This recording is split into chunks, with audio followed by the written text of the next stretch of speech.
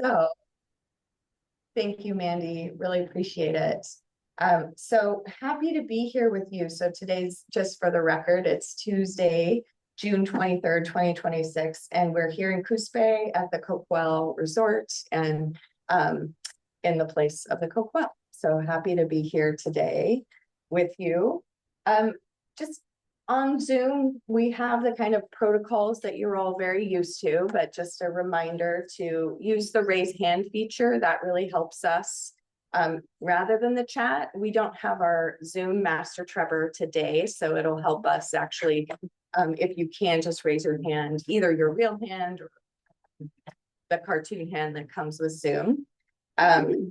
We will our objectives for today is really just to do this last call with you all. So really hearing from you about any final feedback. You had the chance to look at the red line version. Just massive gratitude to Jeff and the DLCD team for being so thoughtful in the changes that you've made along the way. And it really showed in the version that you all were able to see. And we want, really to hear from you all and have you feel some comfort in your, finale here with the roadmap roundtable and really celebrate you. The agenda itself is intentionally pretty open. So we're doing everything in a group today rather than having breakouts. And we wanted to create an open space so that you all could have the space you need to share any insights or additional sort of last kind of open questions that you may have. If we don't use all that time, that's okay too. But just know that we intentionally kept it open and in the main space so we could hear from you all. We will be doing a couple round robins with you. So those in the room would have seen agendas. Those online, you will have seen them in your email.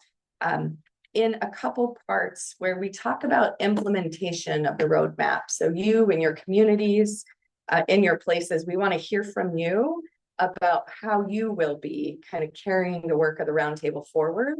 And we also want to hear from you, your advice to the state and thoughts about how to best communicate this work. So obviously the work ahead, once it goes through the process of final review, there'll be an opportunity to communicate, and we want to hear from you what would benefit your community, and how, again, how you'll carry that work forward. Then toward the end, we want to come around and ask you some questions, some key questions about what you were most excited to see in the roadmap itself, and or about what about the process you either liked or appreciated. What you're hopeful for when you've post roundtable for the future, any big ahas that you had during the process, and we just want you to feel the gratitude all around there. So I'll go through the agenda for you, and then we will do a round of introductions. Partially, you all know each other, but I always think it's helpful in the room to have the chance to say hello to each other. So we'll do that in just a second. So we open the discussion at the beginning of the meeting after we do introductions with sort of high level top line, what changed in the red line version. So Jeff can share just a few thoughts. The DLCD team can more broadly share thoughts there, but it's not going to be a presentation point by point. We thought it made more sense to just hear from you. You've had a chance now to read multiple versions. So we thought rather than kind of presenting and walking through all those changes that we would hear from you. Then we'll talk about, as mentioned, sort of implementation of the roadmap, what it's going to look like in your communities. So thinking about those key questions that I asked, and we'll hear from each of you there. We have a space for a morning public comment, which we will open, and hopefully participants, either Zoom or in person, that would like to make any comments that are here. We just like to make that space. We will have some lunch together. We'll come back and either continue the conversation about implementation or just directly go to the appreciations and reflections. And so really it'll depend on how much time you want to spend offering feedback on the final version itself. So that is how, and then we'll do our second public comments and be able to wrap up based on the timing that works best for you all. So that is our agenda for the day. And before we get into the discussion, I would love to do, as mentioned, I'm going to stop sharing my screen, but just making sure everybody knows who's here with us today. And just before we do that, I'm wondering, were those all the details that were helpful to get the day started, or do you want to add anything more? Just one or two things. First, I want to echo my gratitude for you being here. This has been a long process. We've asked a lot of you over this time as we're trying to find ways to get to futures that we can all live with. And we wouldn't be here today at the end of this process if you hadn't all put so much in. So thank you. I hope we can ask just one more day out of you all to give us your thoughts. As Katie mentioned, my plan today is not to do a full tour of everything that has changed. I can talk over it in general terms. My hope is that the time that you've had over the last week since receiving the red line version of the document, that you've had a chance to scroll through. And if something really jumped out at you that you want to talk about, today is really your opportunity and your time. And we're here to discuss, listen, anything you want to raise. That's what the morning piece is really about. So if you're online, and if you're a member of the public, or if you didn't receive the email last week, I do want to flag that I posted all of this on our roadmap website. So you can see the red line version of the document there posted online, as well as a clean version if you just kind of want to see what it looks like all put together. So that's really it for the morning. And again, thank you. And look forward to hearing what you have to say. Thanks, Jeff. I'm also I have a mic here and hopefully this works. And so per facilitator, guidance, put it pretty close to yourself so those online can hear you too.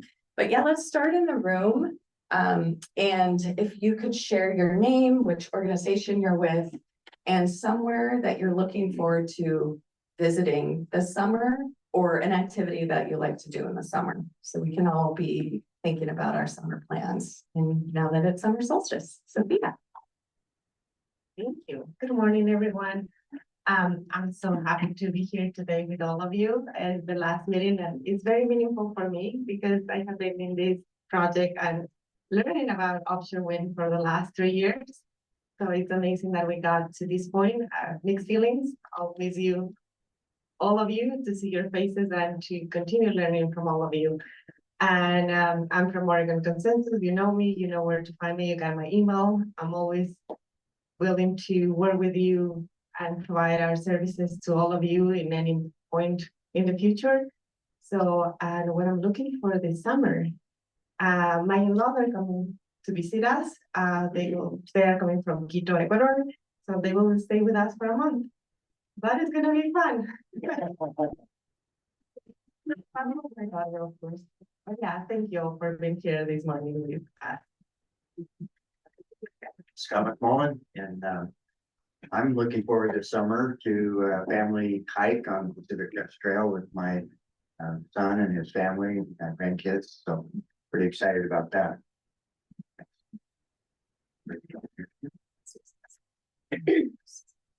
I'm Debbie Glassley, Confederated Tribes, Coos Lower on Columbus Indians, Tribal Council. Dai Galacticahais, Courtney Sansonu, Laklama Kukris, Mokayo. Good day, my name is Courtney. I am a Milwaukee person. I am the Tribal Historic Preservation Officer for the Confederated Tribes of the Coos Lower Indians. And where we currently are right now is within the ancestral territory of the Haneth Coos people, which we have 2 descendants in the room today with Debbie and Julie. Thank you. Hi, I'm Teresa Spangler. I'm the chair of the Confederated Tribes of the Coos Lower Indians. And what I look forward to doing, I just retired a few months ago and staying home and sleeping in. I'm Julie Seastrom. I'm Hannes Coos. and I'm privileged to be one of our tribal council members. And this summer, I want to do as much possible with my family, just being outside and moving with whatever the summer has to offer us here in Oregon. Carrie Silva, and been in the fishing industry for 40 years. We own the Jeanette Marie. Mine's not really a summer thing. It's in September. I'm very excited. I drew an elk tag for archery season and I'm headed to Wyoming for probably my last archery hunt in Wyoming, but I'm looking forward to it.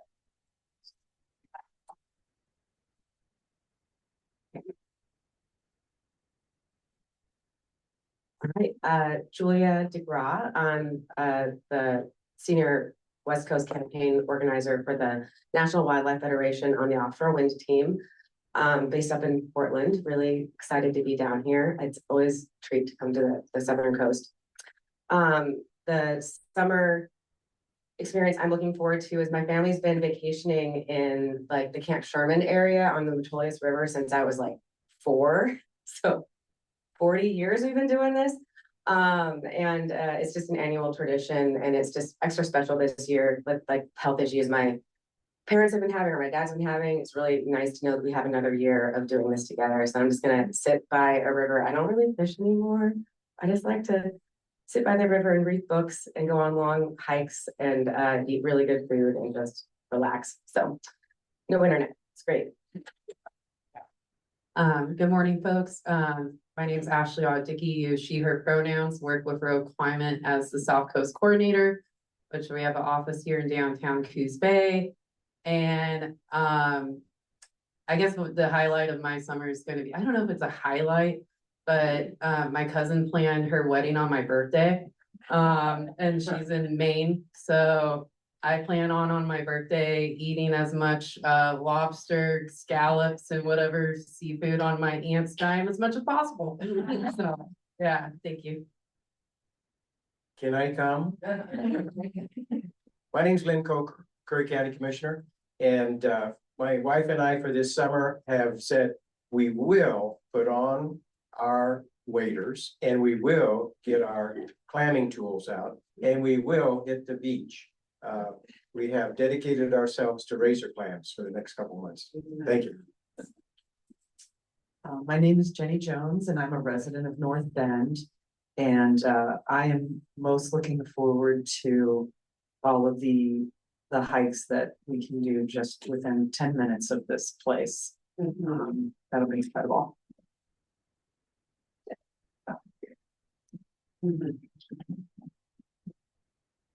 Hello, I'm John Bragg. I live in Coos Bay. I'm pretty much looking forward to getting the cat hair out of my kitchen as much as possible this summer. And that's about it. I'm retired. Hello, this is Cynthia Smith with Oregon Department of Land Conservation and Development. Just looking forward to concluding wrapping up the roadmap. Thanks everybody for being here. What I look forward to is just camping, and I like to swim in lakes. So be doing that throughout the summer. Nation on Sayusla 1-8, Chief Doug Barrett from the Confederated Tribes of Coos Lower Sayusla Indians. It seems like we have a congregation here. I can't wait for this process to be done, actually. It's been here a long time. My summer is probably canoe journeys, which I can't wait to start. And then in September, I head to the Rogue River to do a powwow and a 2-week vacation where I need a vacation when I get back.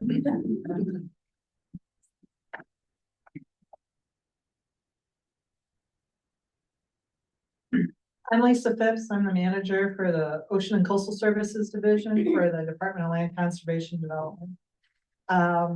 Before I say what I'd like to do this summer, which really is just take a nap, is since this is probably the time when we're going to have the most people here, as we get attrition as we get later in the day, I just want to take a moment, one, to thank all of you. We asked you to participate for about a year longer than anyone expected, and that that was a big ask, but everybody stuck with us and that was really special and just a testament to how this process has been engaging. But I also want to thank Jeff and Cynthia. Jeff has lived and breathed offshore wind since this process started. And I can attest to the fact that he's been up at 3 a.m. writing on these documents. I know because we were emailing, having a little insomnia problem. And he has just been really so deeply engaged, taking it very personally and very invested and wanting to honor all of you in the best way that he can. Cynthia has been right there beside him, working with the local communities, trying to get their sense of what is going to be needed at that level. She's been editing, working and sitting side by side with Jeff, helping him through this process. And I just would like everybody in this room and online, do your little clappy emojis and give them a round.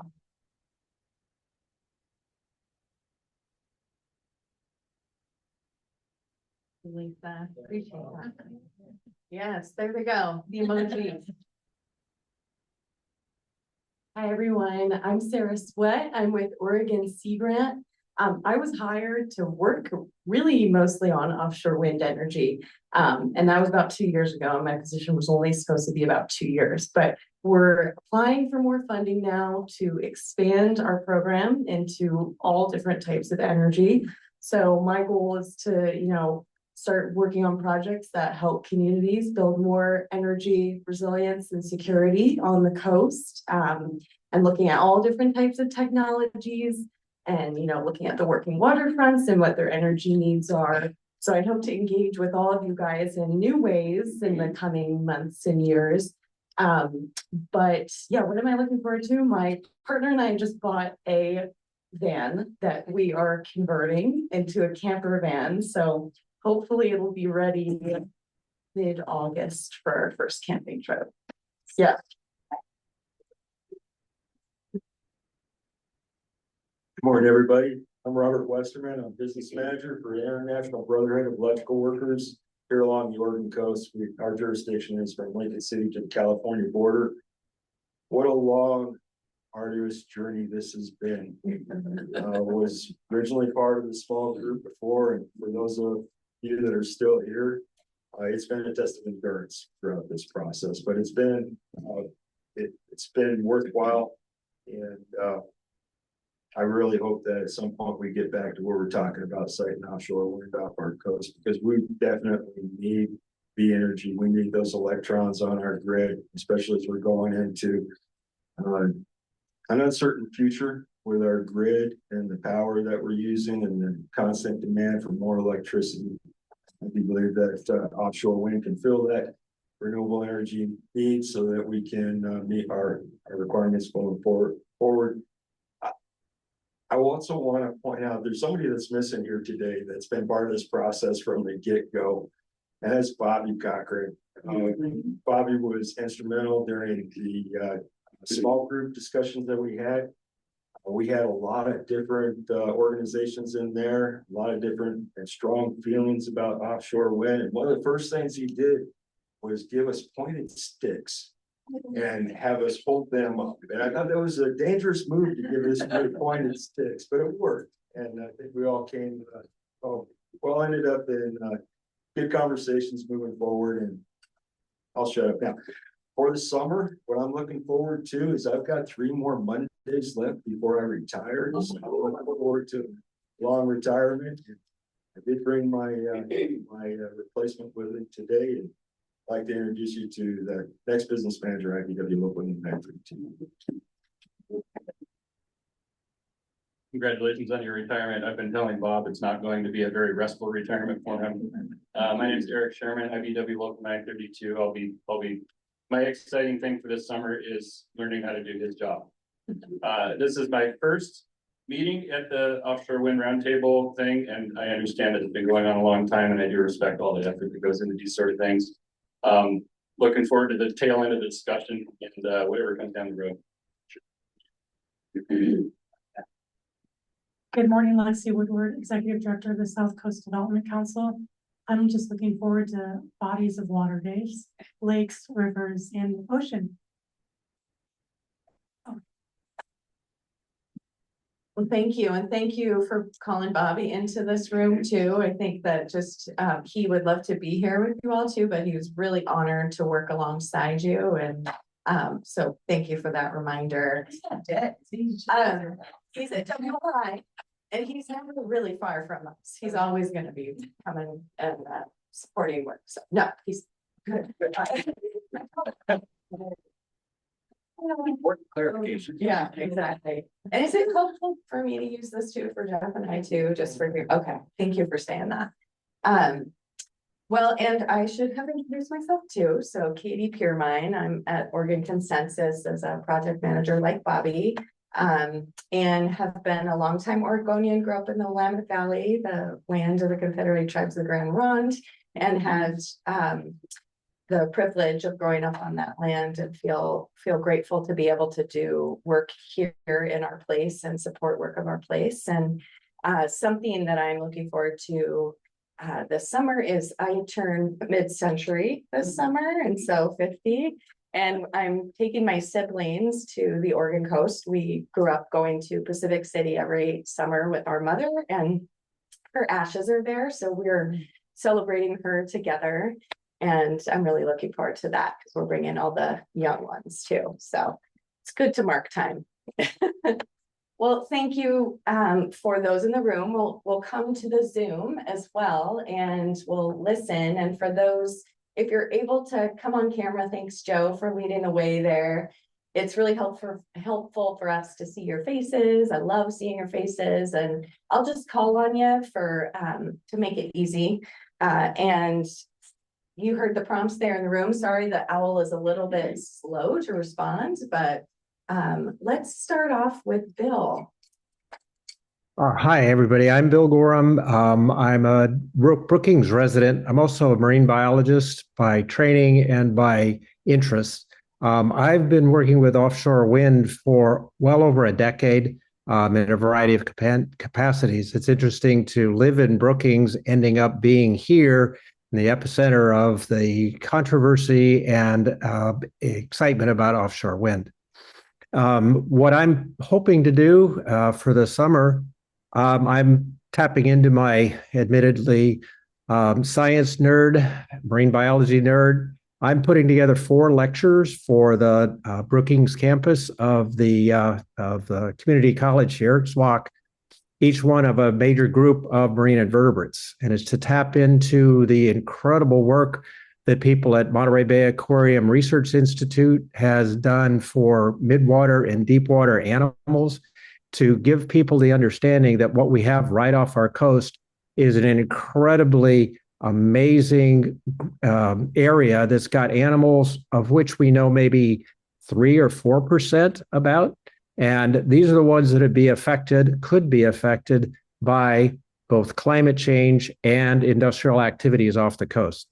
So I'm looking forward to try to share some of my passion with people that are interested in that. I'm also going to be lobbying way out of my comfort zone, but lobbying in Washington, D.C., our representatives there for action on climate. And so the rest of it is going to be enjoying the time living here on the beach with our dogs, my wife, and doing stuff like that as I continue to advocate for cooperative communication and team building for climate action, reasonable climate action. Thank you, Bill. Appreciate that. Hannah. Hi, everybody. Hannah Epstein, Marine Conservation Manager for Oregon Shores. And like Bill, actually, I have a background in marine biology as well. And I've been part of the offshore wind roadmap process just for this last 8-9 months. So new, I think, compared to some of the other folks that have been working on this for a while. Honestly, this summer, I'm mostly just excited to get out and get camping and dust off the old tent. So thanks, everyone. Thanks, Hannah. Kevin. Hello, everyone. So good to be here. My name is Kevin Howard, and I'm the principal consultant for a climate risk and sustainability consulting firm called Climate Change is Everything. I'm based out in Hood River.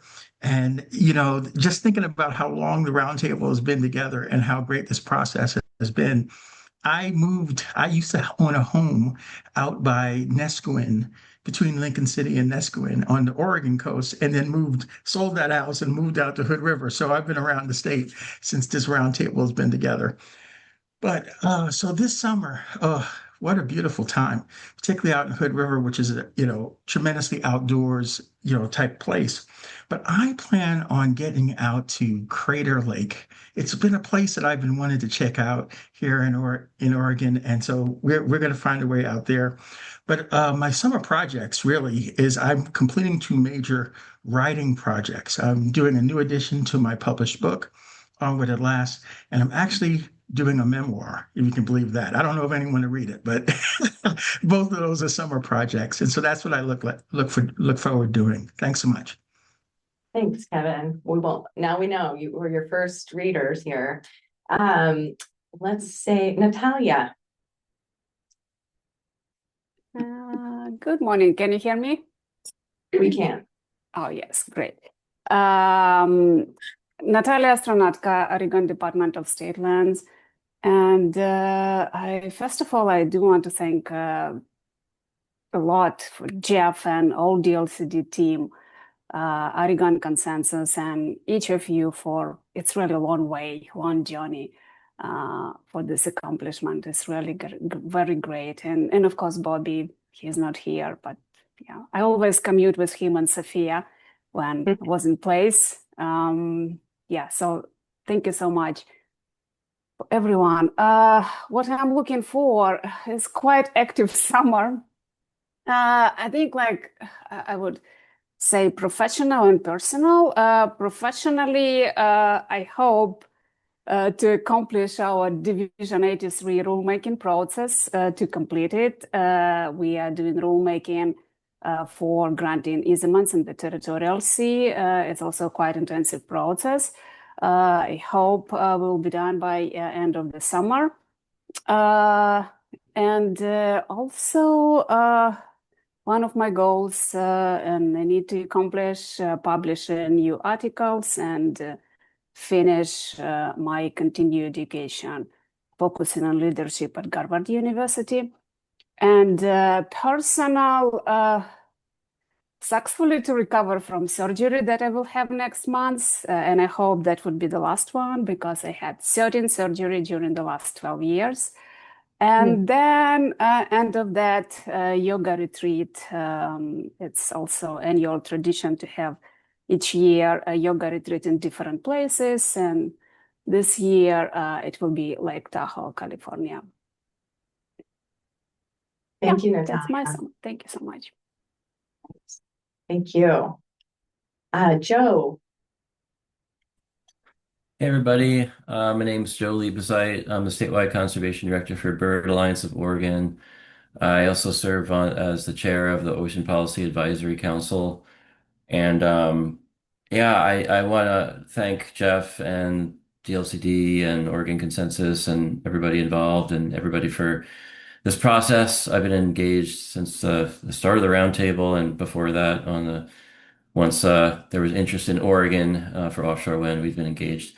And I'm excited about the potential for the update of the territorial sea plan, which is going to be happening, and a lot of that update has been informed through this process, particularly about regarding the gaps in the enforceable policies which we've identified, and that really is going to be informative for updating significant sections of the territorial sea plan. So excited about that upcoming work. I know DLCD will be heavily engaged in that, and another bunch of work ahead.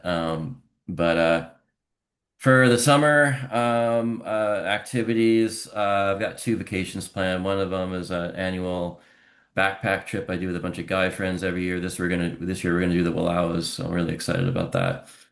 And then my family, we're gonna go and stay at a friend's beach house over in Florence for a week or so. So that's my fun for the summer. So thanks. Thank you, Joe. Appreciate that. Um, let's go, Heather. Hey, everybody. I'm Heather Mann. I'm the Executive Director of the Midwater Trawlers Cooperative based in Newport, Oregon. I chose not to be on the roundtable because I was one of the 3 folks that got the whole process started together with Ramp Fees, who I see online, and Nicole Hughes, who I don't see, sort of bringing together labor, commercial fishing, and then renewable energy advocates together with Bobby, who corralled us. And we worked with Sophia as well for at least a year, if not more, prior to the roadmap being developed and the small group that came before the roadmap. So I've been following the process since the beginning, and no secret that I have been strongly opposed to offshore energy development.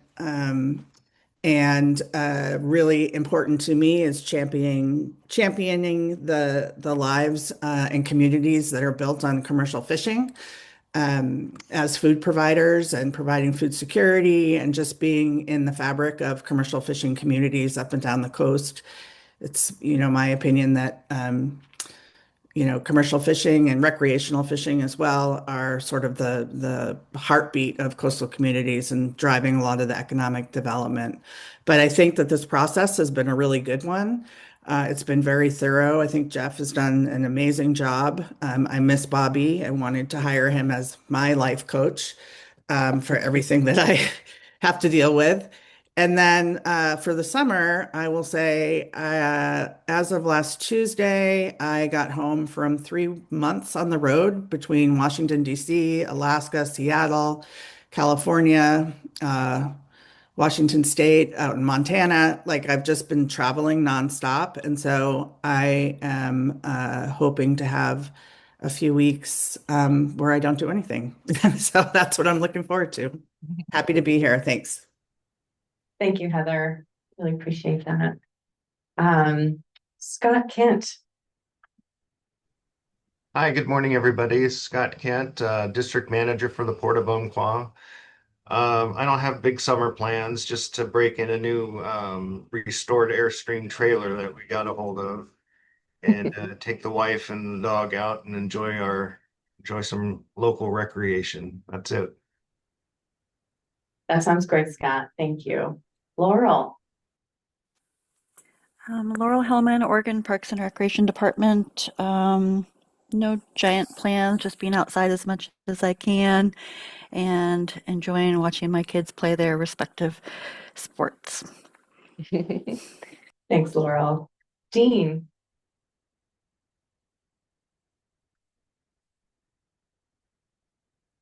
Can you hear me? We can, yes.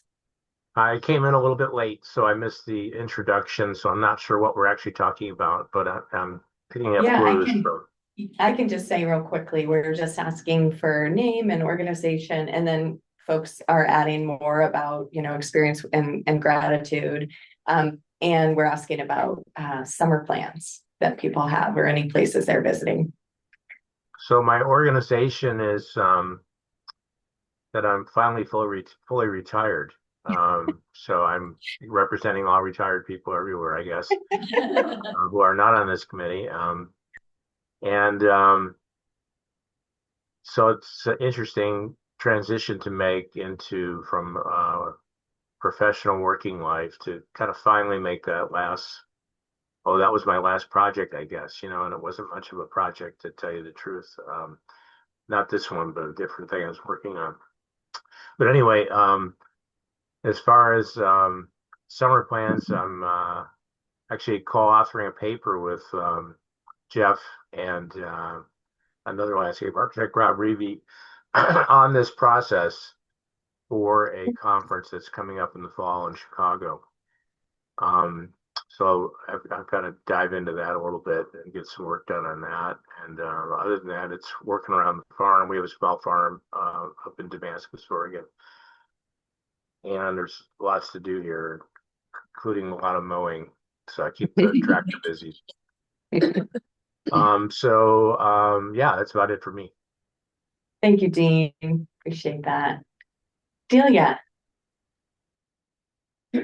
Morning, everybody. I'm having a hard time with my video, but I'm Delia Kelly. I'm the Ocean Energy Coordinator with ODFW, Oregon Department of Fish and Wildlife.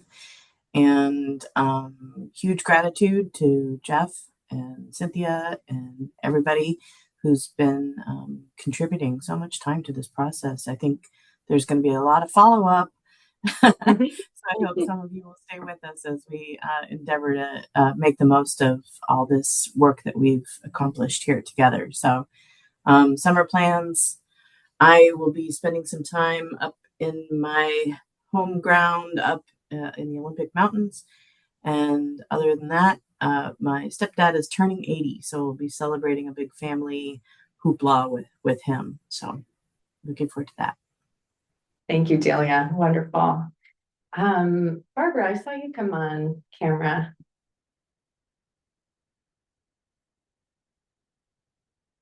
Oh, it looks like you're muted. Sorry, someone has to do it every Zoom meeting. Are you able to unmute when you have sec? Yeah, there we go. I'm muted. Yay! So I am Barbara Call. I'm actually the congressional nominee for CD1, which includes the North Coast.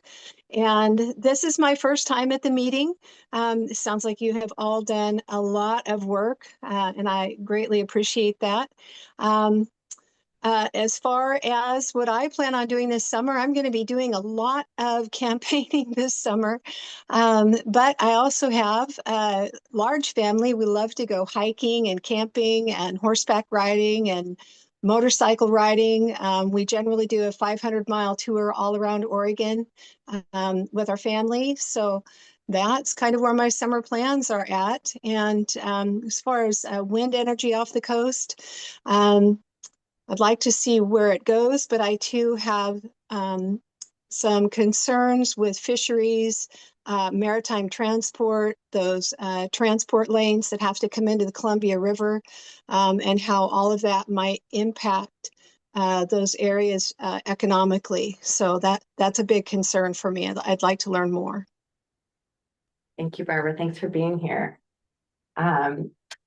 Let's see, Dawn. Is that Dawn or John? Oh, sorry, Dawn. D-A-W-N. D. Okay. Hi. Sounded the same.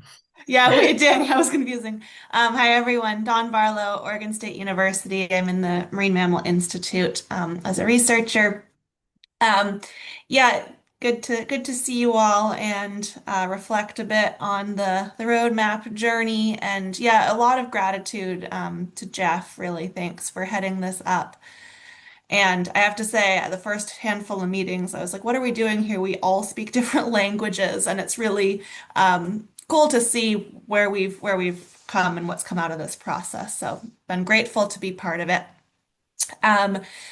This summer, I am looking forward to, I love the long days, and I'm looking forward to time on the water, both some time at sea for research and some time on the water for fun, sailing on the bay or canoeing on the river.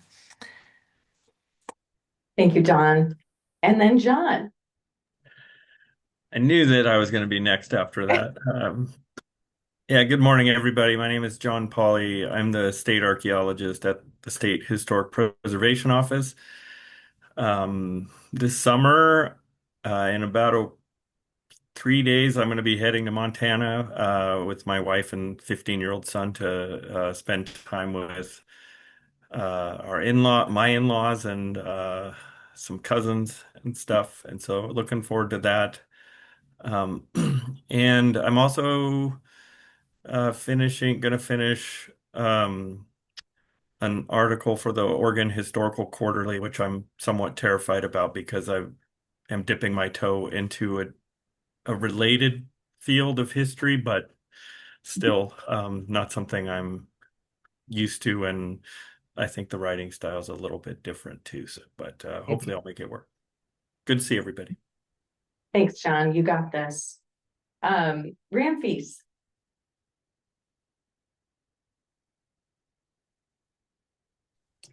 Hey everyone, hope you all can hear me. Rainfeast Genetino via Toro, he, him pronouns with Blue Green Alliance. As Heather noted earlier, I personally started on this offshore wind journey about 3, 4 years ago, right when there was great uncertainty what direction the state and the federal government were going to take on offshore wind. I do come from a different end on the issue from Heather in terms of wanting to see support deployment for clean energy, but at the same time felt like, hey, who's going to convene us? Who's going to bring the conversations between multiple stakeholders? There's got to be a better way.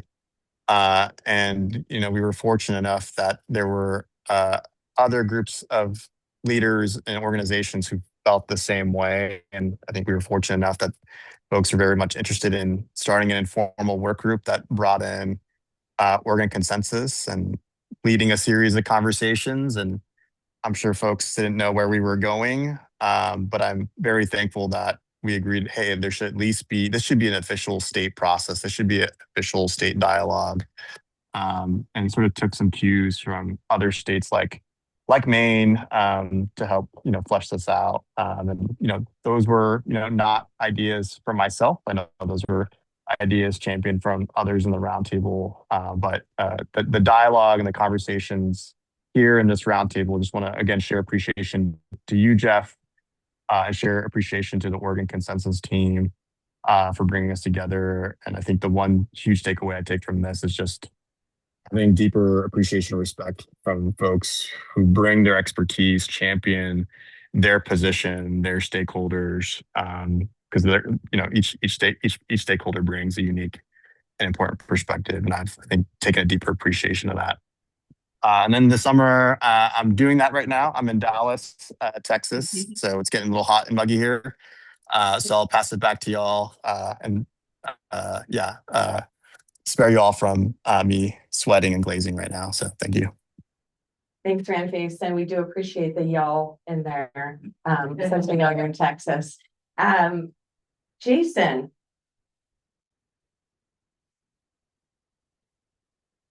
Hey, everybody. Can people hear me? Great. We can. Great. Jason, Oregon Department of Energy.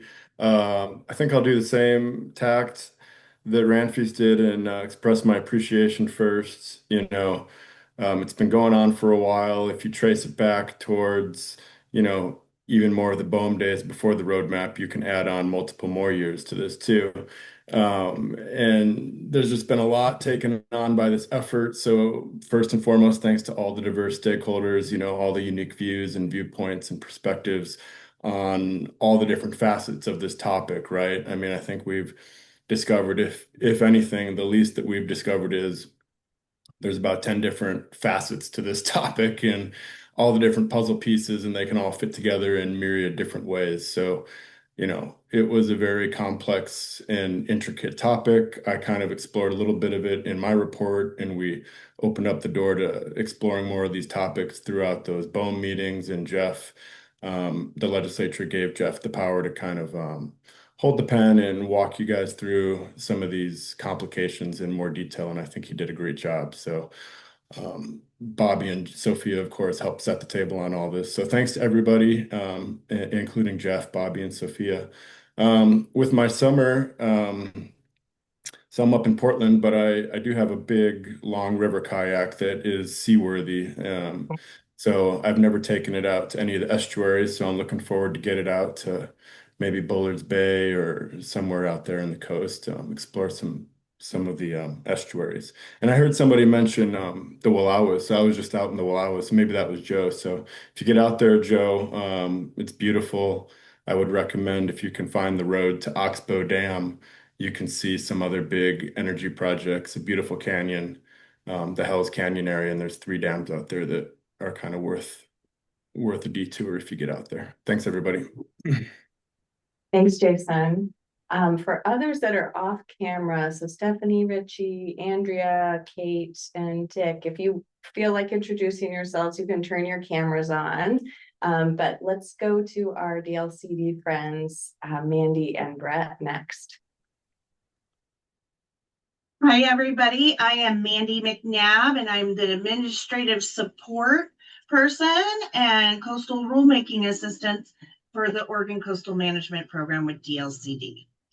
And let's see, summertime, spend a lot of time at Sunset Beach and doing tide pools with my kids, horseback riding on the coast, and camping. Lots of fun stuff also in Bend, floating the river, things like that. Looking forward to a great summer. Thank you, Mandy. Brett. And good morning. I'm Brett Estes. I'm the North Coast Regional Representative for DLCD. So looking at Lincoln County, heading north up the coast. And I've been participating on this process, assisting the DLCD team and keeping track of what's being discussed and what's coming out of the whole process. And appreciate being able to participate in that way. And as far as the summer, I love being on the water throughout the summertime, and whether it's beaches, rivers, streams, that's what I look forward to, and have looking forward to lots of opportunities to get out and enjoy the warmer weather on the water. Thank you, Brett. Appreciate that. Let's see, Kate. Hi, had to find that mic thing. I'm Kate Sullivan. I am an anthropologist and ethnographer, and I've been following these public meetings since the BOEM one started. And my hope is to write a book about this from an anthropological perspective. I am professor emerita at California State University, Los Angeles. We're down the street from UCLA. And in the fall, I'll be a visiting scholar at the Center for the Study of Law and Society at Berkeley. I just retired from Cal State LA. And I do have a piece coming out in the Journal of Legal Anthropology. It's not yet posted, but if you're interested, I'm happy to share it with you. And I'm hoping this summer that some of you will be willing to interview with me about the process. And like Bill said earlier, I have a really strong interest in how we might approach our climate change issues differently, which is what's driving my work. So, yeah, and I'm anxious to read everything everyone else is writing too. I think that will be a lot of fun. So, yeah, that's all. So if I contact you, that's who I am. Thanks. Thank you, Kate. Dick. Good morning, everybody. Dick Vanderschaff with the Nature Conservancy. I'm just tracking this process, certainly today for Gina Carter, who is on the roundtable, who is on a well-deserved vacation to Alaska. Just want to say that in response to what's been said already, that of course the DLCD staff and certainly Jeff have done a terrific job at moving this process along. Not an easy task with all of our diverse ideas and views, and I've really appreciated seeing the revisions that have gone down, because that's a huge task in and of itself, just to collect all this information and make it make sense in the end. So just again, thanks all to you all doing this work, which has just been fantastic. Like many other people have said, we've been tracking this process since early BOEM issues when that started up. So glad to see Oregon weighing in. Looking forward to the things coming down next, as has been noted with OPAC looking into the TSP revisions, which are needed and going to be appreciated. So yeah, it's been, I think a lot of good things are coming from the roundtable process, and I expect more will do so in the future. Summer plans, like everybody else, enjoying the long days, been enjoying this early spring, and so my garden is booming, and been escaping to the mountains and looking forward to lots and lots of escapes to the ocean to be in the water to cool off. So thanks, everybody. Good luck. Thank you, Dick. Appreciate that. And then Andrea.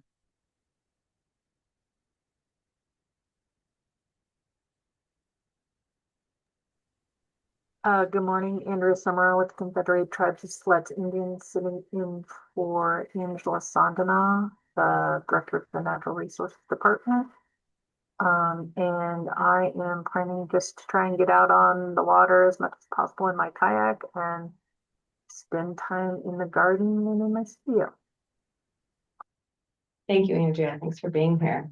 Okay, for those that didn't turn your cameras on, we'll assume no intro for you right now, but I just want to say thank you for saying hello to each other, and we're all sort of, and taking that time to express gratitude to the teams.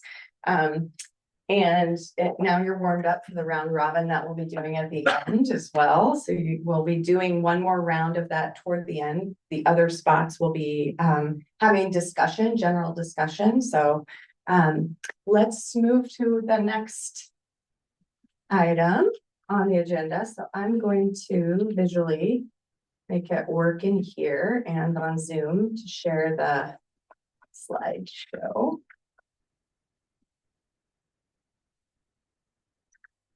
All right. So Jeff, if you want to just let us know top line, final roadmap changes, feel free to share what you will, and then we can just open it up for discussion there. Sound good? Yep.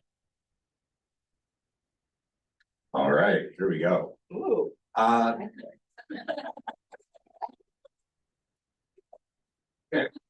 As I mentioned in May, our public comment period went from mid-February to April 27th. In that time, we received, Cynthia's not in the room, I think it was 217 comments. We had some from our public meetings that we held. We had many that were written in. In addition to the public comments, we had about 150 survey responses to the public survey that we opened at the same time, where people were making recommendations in there as well. Of those 200 and I'll keep saying 17, but I might be wrong on that. We had some long letters that had multiple points within them. And so if you were to break those out as individual ideas, I think we topped out over 500 different individual thoughts from people. So that's what I've been spending my time doing, is trying to figure out, of those comments that were made, what are the ones that fit together? What are the ones that can result in an actual change to the language of the roadmap? And what I provided to you all last week is my attempt at that. I am still working behind the scenes to have individual responses to each of those points. I'm probably 2/3 of the way done with that. And the intent is to include that as an appendix to the final roadmap so that people can see the comments they made and then how we have either incorporated them into the roadmap, or if it didn't result in a language change, to have an explanation of how their comments still fit, or why we didn't make a change. So that, unfortunately, I don't have ready for this meeting. What I really want to focus on are some of the high level changes that you would see in the document from last week as compared to what was out in public. A couple of things I'll highlight. In our summary for policymakers, there were recommendations to elevate some of the recommendations that are deeper in the document to make sure that they are out front in front of legislators. I think one of the most important ones out of that is this idea that if the state has I keep calling it a community well-being policy, or something that would give us a policy basis to then require that there be community benefit conversations, to have information about what a community needs, what the likely effects of a project would be, and then how that results in conversations between developers and communities to mitigate for those effects that are foreseen, that could be a strong and important policy addition for the state, because then that gives the state an enforceable basis to be looking at those. So that was an important one to elevate alongside recommendations that were related to our incentives and energy policies and the ways that we are recommending a research strategy, how we're going to manage those things that we still don't yet know. There is a new version of the action table in section 6.8 at the end of the document. I did my best to take the feedback that we all worked through in the April and May meetings. Some of the notable changes, I took away the 0 to 3 years, 3 to 5 years kind of ballpark estimate and tried to correlate it instead to project phase. And that makes it then more consistent with other parts of the document where we talk about it in like where along the project.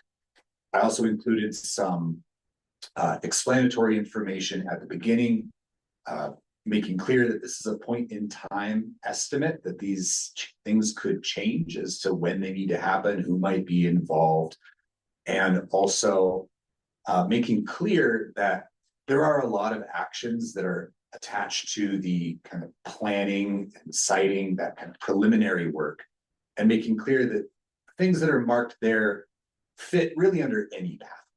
That if we were interested in only pursuing economic opportunities, or if the state does not want to pursue any participation in offshore wind, there are still actions that would add value for us to do sooner rather than later.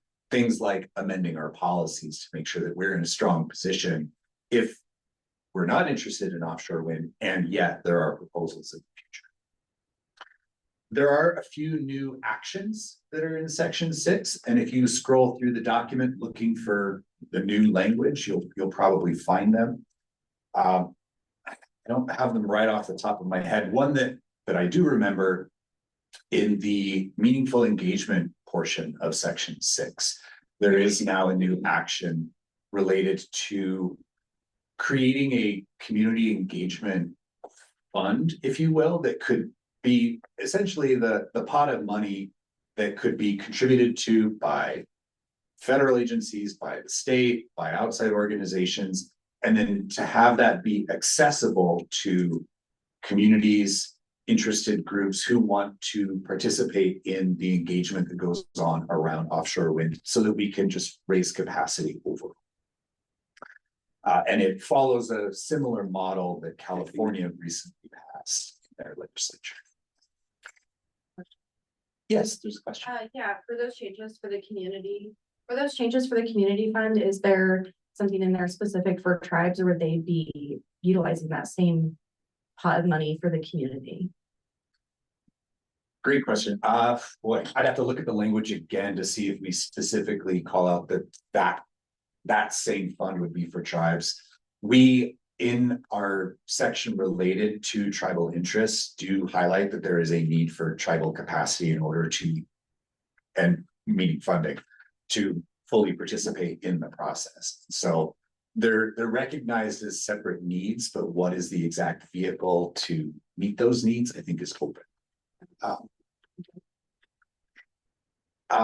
Another change I made in section 6, I tried to add more connective language at the beginning of each objective area to say, for example, we talked about this in May, the research strategy.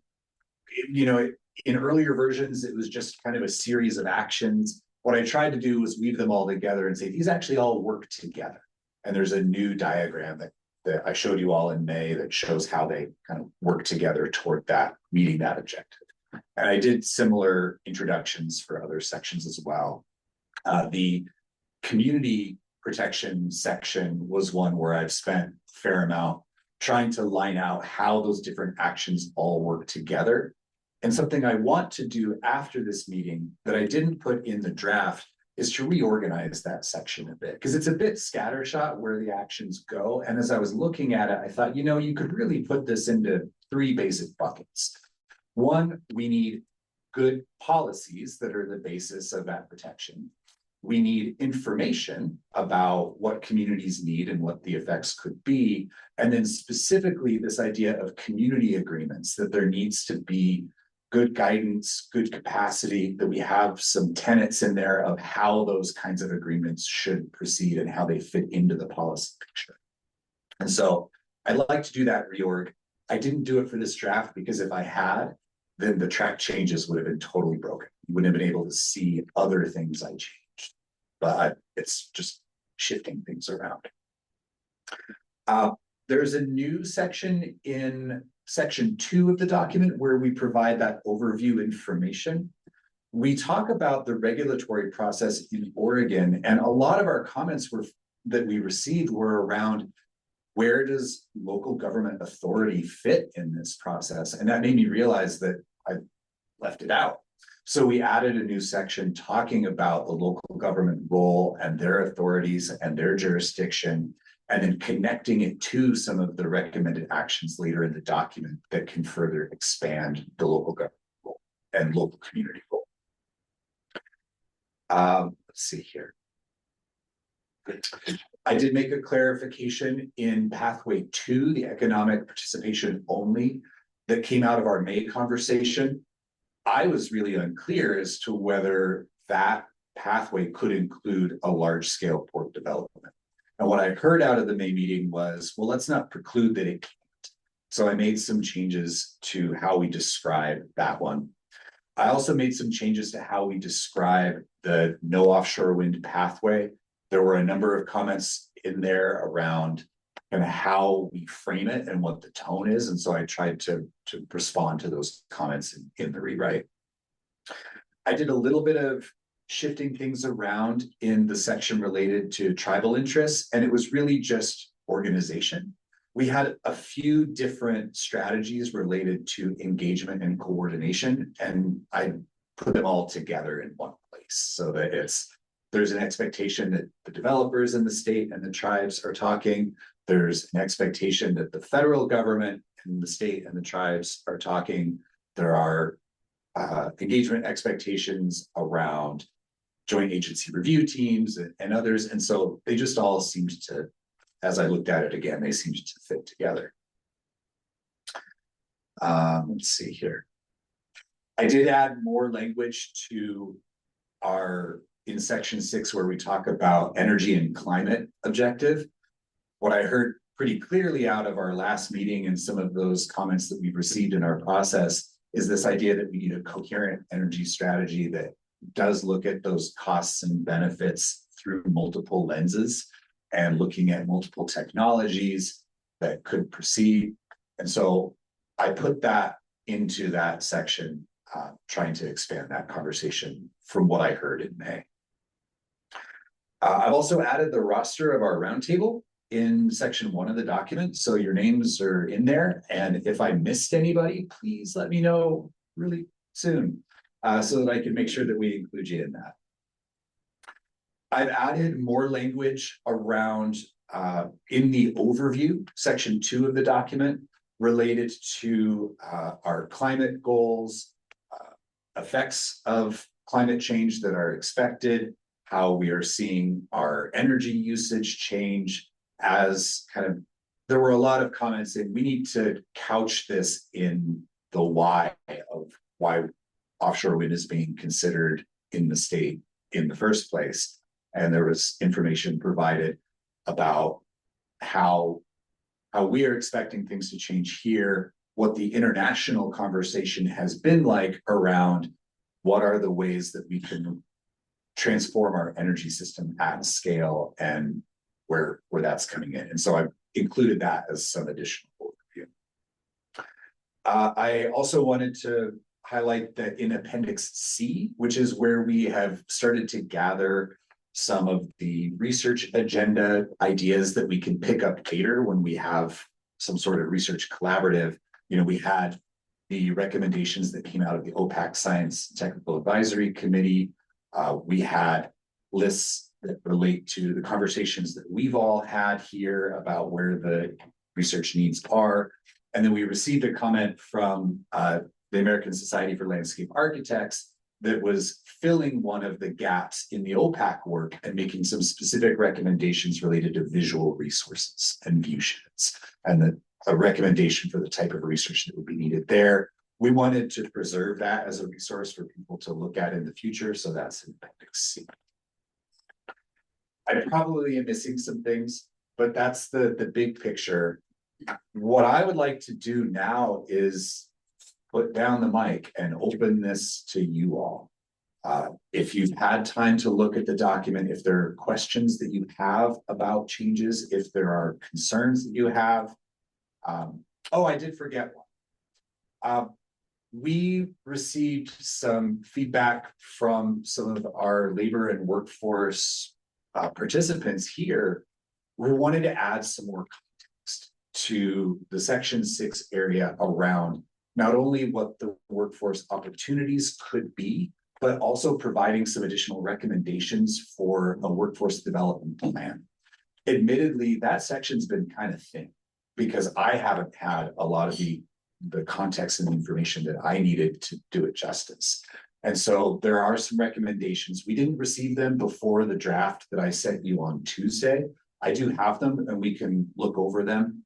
But generally speaking, the purpose of that is to just give more information about where the opportunity might lie, and then how it connects with understanding what community needs are related to workforce development, and then providing some more specific recommendations for what should be in a plan. So I forgot about that. But I do want to open it up to everybody at this point. And this could be a short conversation, could be a long conversation. I don't know. But what I would like to come out of this conversation with is a sense of whether this group has reached a point where we are comfortable with the document that is provided, with these couple of reorganization things I'm going to do, and this new language around the workforce section added in, that once those changes are made, is this ready to go to my leadership and the governor's office for their final review, and then whatever might come out of that. Thank you, Jeff. So I'll be the mic runner here, and let's just start with those in the room. If you want to just raise your hand and any reflections you have based on the final changes that Jeff made to the document. And thank you for going through them with us. Any thoughts in the room? Questions? Yeah, Carrie. Unfortunately, I don't have all my notes, so please forgive me when I stumble. But I noticed the fisheries agreement is stronger, and I really appreciate that. Appreciate all your hard work in that. But I noticed there's still no hard fisheries displacement threshold. There's still a gap. Like, let me see, if I can find it.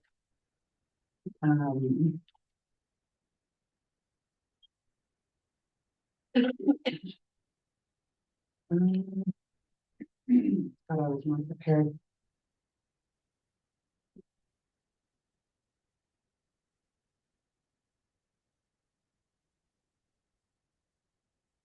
I'm looking. Yeah, you might have to, but there's just not a zone. There's no explicit fishery exclusion zone. Needs to be a little bit stronger, I think, in what areas, because we displaced probably. Yeah, come back. Hopefully I can remember all my notes. I had a lot of it. Okay. So, no worries. Yeah, thanks, Carrie. With regard to the fishery exclusion zones, to some extent, it depends on how we would do an inventory of what's out there that is valued. And so in a way, the siting process that we recommend occur, the state-led, well, not even a siting process, marine spatial planning inventory. The purpose of that would be to identify early on what are those areas of high value that are spawning grounds, essential habitat, highly used, that then the state can, through our process, weigh those as these are areas really to avoid. And trying to emphasize in the roadmap that avoidance is that top rung of the ladder of mitigation, and that we want to start there. I also do want to acknowledge that not only you, but some others made recommendations around, the roadmap really ought to set a cap. We ought to say, let's not go any higher. And, I've heard that throughout this process. I've had conversations with people around this, and the best that I think that we can do from where the conversation is today is to include that discussion around whether there should. Because when we talked about it as a group, I heard both sides of that to say, well, let's let the resource capabilities and the like how much we can handle decide how much there should be. And then I've also heard, but if we had some certainty that it's going to go no bigger than this, maybe that helps. I tried to reflect that and do it justice in the call out box that's right there where we talk about should we put a cap, but also recognizing that maybe the roadmap is not a place to say it must be this. Just giving that information to the legislature to say this is really where this conversation can be effective. That was my next one. You knew Yeah. that must have been really fun. Thanks, Jeff. Thanks, Carrie. Yeah. Thank you. My comment is in relation to the question that I already asked, just about the capacity funding, and that the tribe specifically in our comments did ask for that funding to be a separate kind of pot, as you will, for tribes, because tribes are, you know, a sovereign nation and not considered part of the public. So I just wanted to make that clear. Thank you. Thank you. Yeah, Lynn.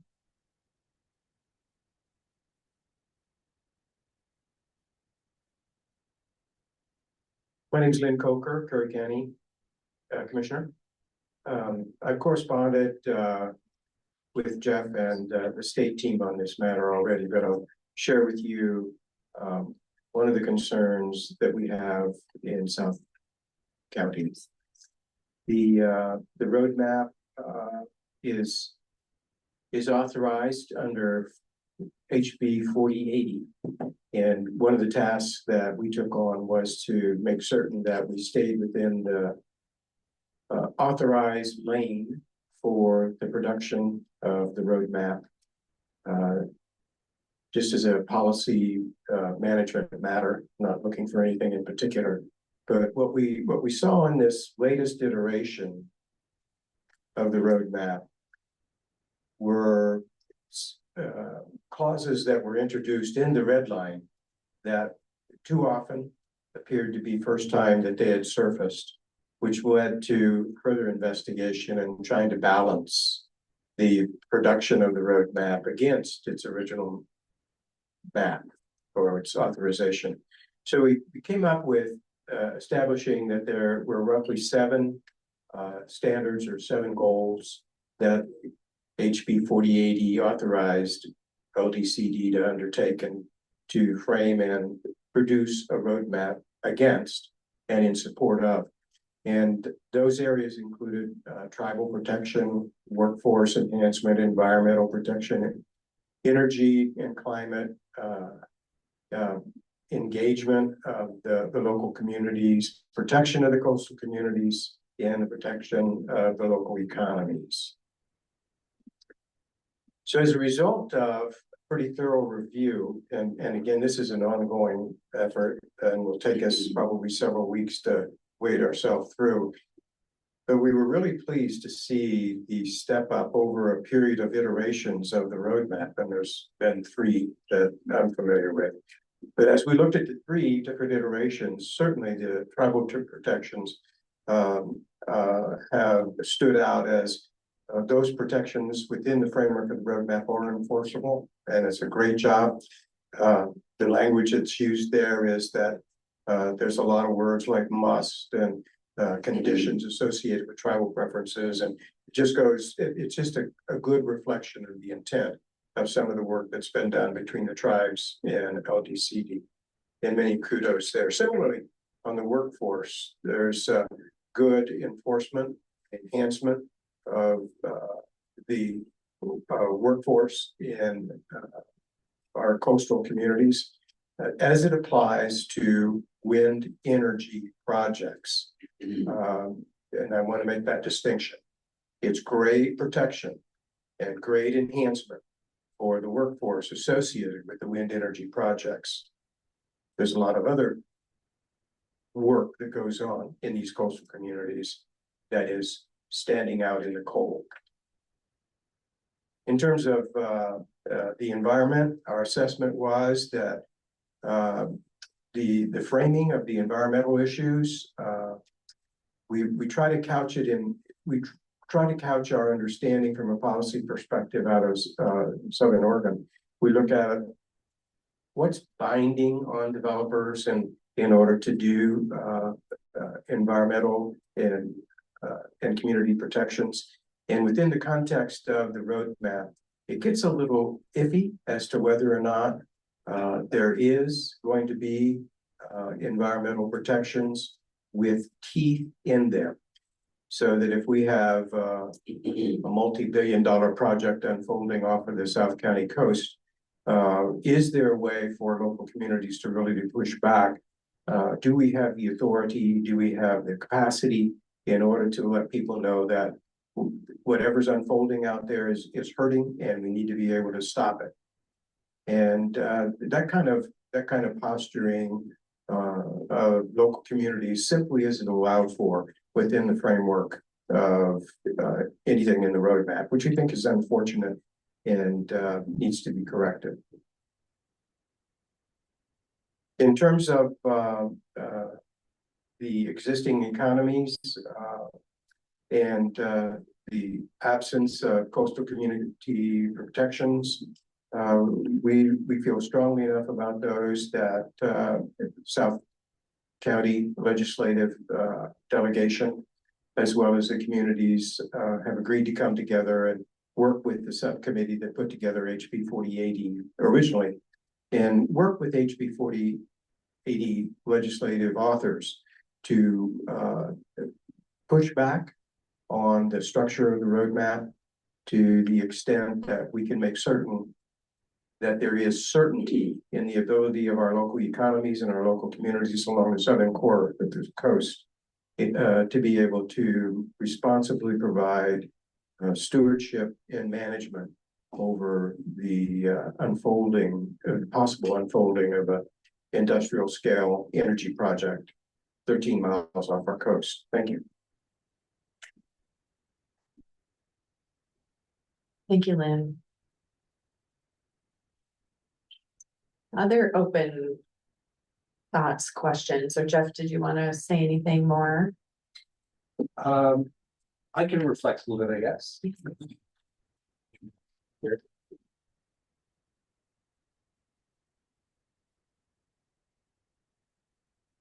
Let's see where to begin. I wanted to follow up on the tribal capacity needs point that you raised, and just to flag that we do have in section 6411 a strategy related to tribal capacity needs, where we talk about options to address the capacity need that could include capacity grants from federal, state, or third-party sources, cost recovery support, or direct support from the legislature for FTE positions as something that is separately called out. And then this concept of a community engagement pot of money, I'd have to look again to see if that is limited or if it is just really more open to others.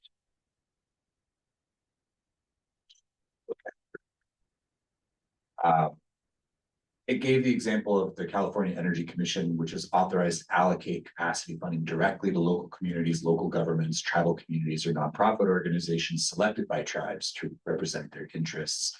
That's given as an example, and we say a similar model that includes general community engagement activities that could include, meeting facilitation, support for local leaders, educational tools, basic logistical support, such as transportation for public meetings, to have those kind of civic participation investments. That having something similar that includes those kinds of activities as well could be beneficial for meeting that objective around community engagement separately from capacity for tribes to participate in the process. But we're trying to include both. Thank you. And then Commissioner Coker, to your points, I did receive your letter. I want to think about it and really cogitate on it before responding more meaningfully than what I can do here this morning. To your point about for the environmental section, that question of what's really binding and that it can feel kind of iffy at times. I think what you're sensing there, if I may, is a reflection of our limitations as a state participating in a federal permitting process for things out in federal waters, using the one lever that we really have for projects out there, which is federal consistency. We, implementing it for years, we do consistently bump up against one of the limitations, which is what we're told by the NOAA Office for Coastal Management. Once you give your consistency decision at the permitting stage, you're done. And we don't like that. And so one of the things that we are recommending in the roadmap is, can we prescribe and bake in conditions in order to pass that with the state, where we have agreements for things like adaptive management and response actions if things happen differently than we have been told or that we expect. And then can we include those as contractual agreements between the state and the developer to give them ongoing enforceability over time? It's something we've talked about with our contacts at the Office for Coastal Management to say, could we withhold a consistency concurrence decision if we don't have a contractual agreement? Because we need that contract as evidence that you're going to meet our protection policies. And the answer that I heard, and maybe at least you tell me differently, was that that can be something that we require as acceptable evidence. Will that actually be how it unfolds? We don't have full control over that, but what we're putting in the roadmap is to say, this is a path that we should do. This is our strategy for staying involved after the point when traditionally we would be done. And so I do recognize that there is some, like, we can't predict how that will all unfold over time, but we are at least trying to outline a clear strategy for how to stay involved and how to secure interests when it comes to environmental protection over time. Yes. Who was next? Commissioner Coker. Okay. And then,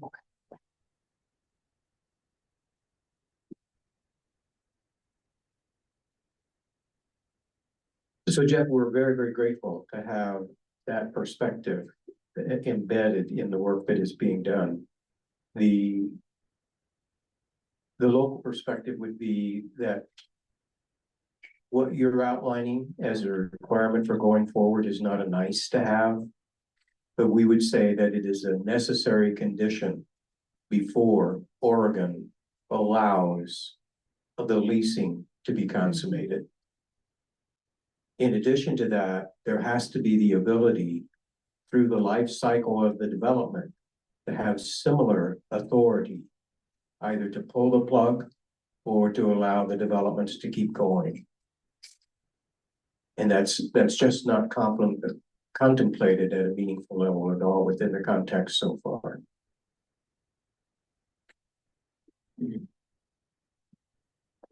thank you.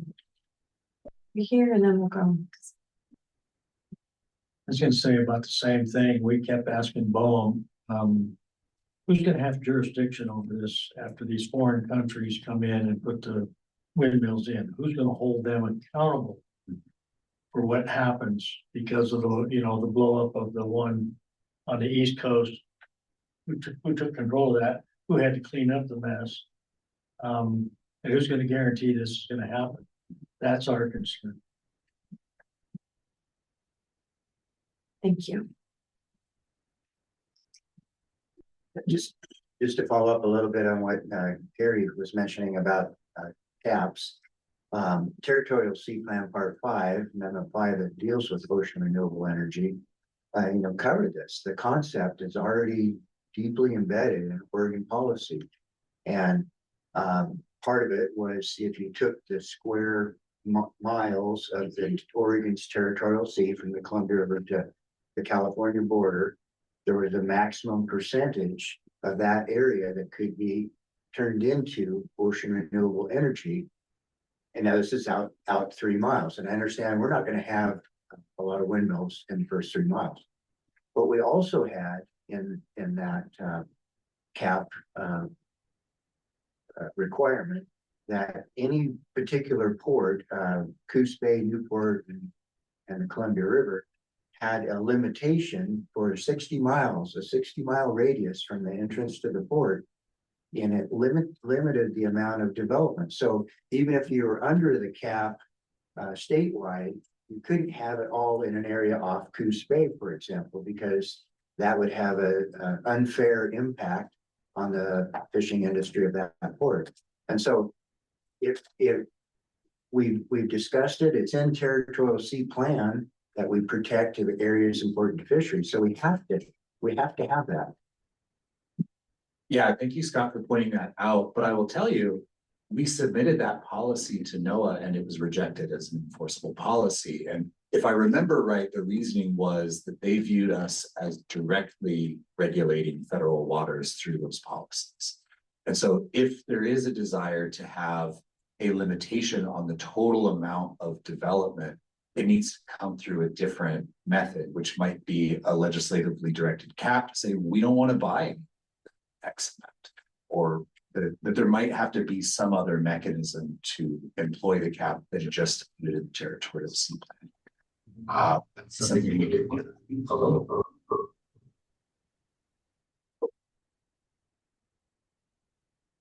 You make a note of that one.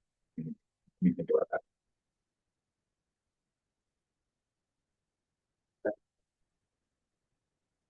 Thank you. So we have about 17 minutes before the break. So we'll do a few comments in the room. And then for those on the Zoom, if you have comments and questions, feel free to raise your Zoom hand and we'll come to you. But I've seen several hands in the room come up. So I'm first going to go to Lisa and then we'll come to Julia and we'll go from there. Or whoever had your hand up, you can let me know. Okay. Oh, I see. Okay, thank you for that, Lisa. Sophia, have you been looking in the chat? Okay, all good. Yeah, no comments or questions yet. So we're gonna need me then. Perfect. This is Julia, National Wildlife Federation. I did not have a chance to do like a review of the appendices section. I just did my best to get through the rest of it. So I don't know if this is mentioned in the appendices, but the California Ocean Protection Council, in partnership with, I think it was the California Marine Sanctuary Foundation, pulled together a really thorough California offshore wind environmental monitoring framework for the West Coast that was published really recently, like last week, I think. And they're doing a presentation, I think right now is happening. And I got a pre-presentation last week. And it is West Coast wide. It's 400 pages. It's extensive. And it's a framework. It's not a policy document, but it really has to do with at a high level how to be doing the kind of research we're recommending in the roadmap. And I think it'll be a really important tool for the science collaborative that is pulling together for the West Coast. So if it's not something that is referenced in the appendices or anywhere in the document, it might be worth, I know it's a new thing, but it's a really timely, I think, important thing that feeds into some of our biggest priorities for research and how we approach research. And this is like absolute best practices in how to approach offshore wind research for the West Coast. And I think it's something that should be referenced if possible. All right, Ashley here with Road Climate. I think something that was just brought up to my attention this morning was there are a number of mentions of the term environmental justice within the roadmap, but out of those 9 matches, like half of them are just like in glossary definition defining. And that's section 3.3. I think, Jeff, I know you've been sent a lot of resources, but there was one resource I did share with you was the, in conjunction with the Climate Justice Alliance, the Just Transition Principles for working on offshore wind development to make sure that everybody that comes to the table is equitable. and represented. So I know that there are some specific actions on there that could be reflected, especially in these sections about industry insights and so on that use that term. And happy to give some more concrete examples, but I can resend that document again if that's helpful. But I know that one in general has a wide range of suggestions from there that I think some of them are already integrated into the road map in different ways, but I think that there's opportunities to highlight more besides, anyway, just counting that like most of the mentions are just defining environmental justice versus giving a little bit more substance to that definition.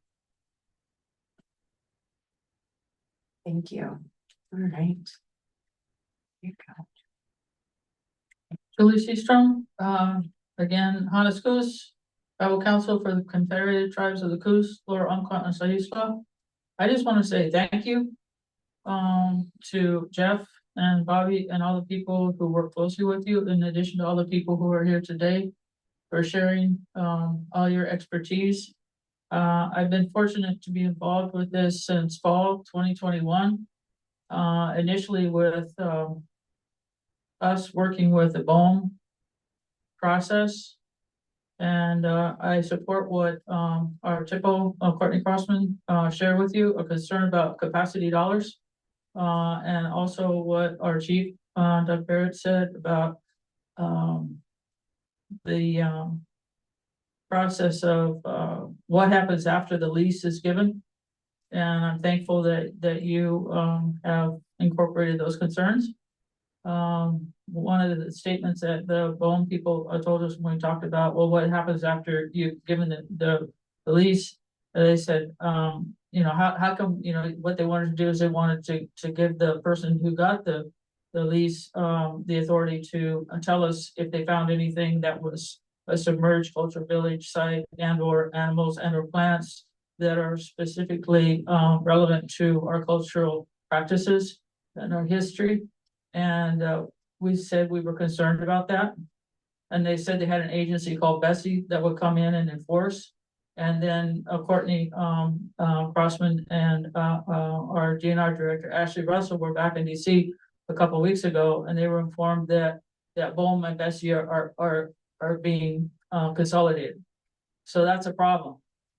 And I don't know if that's something that we can speak about or not, but that unknown element that you talk about, where we got to be able to flex and change and deal with those unpredictable changes. Thank you so much.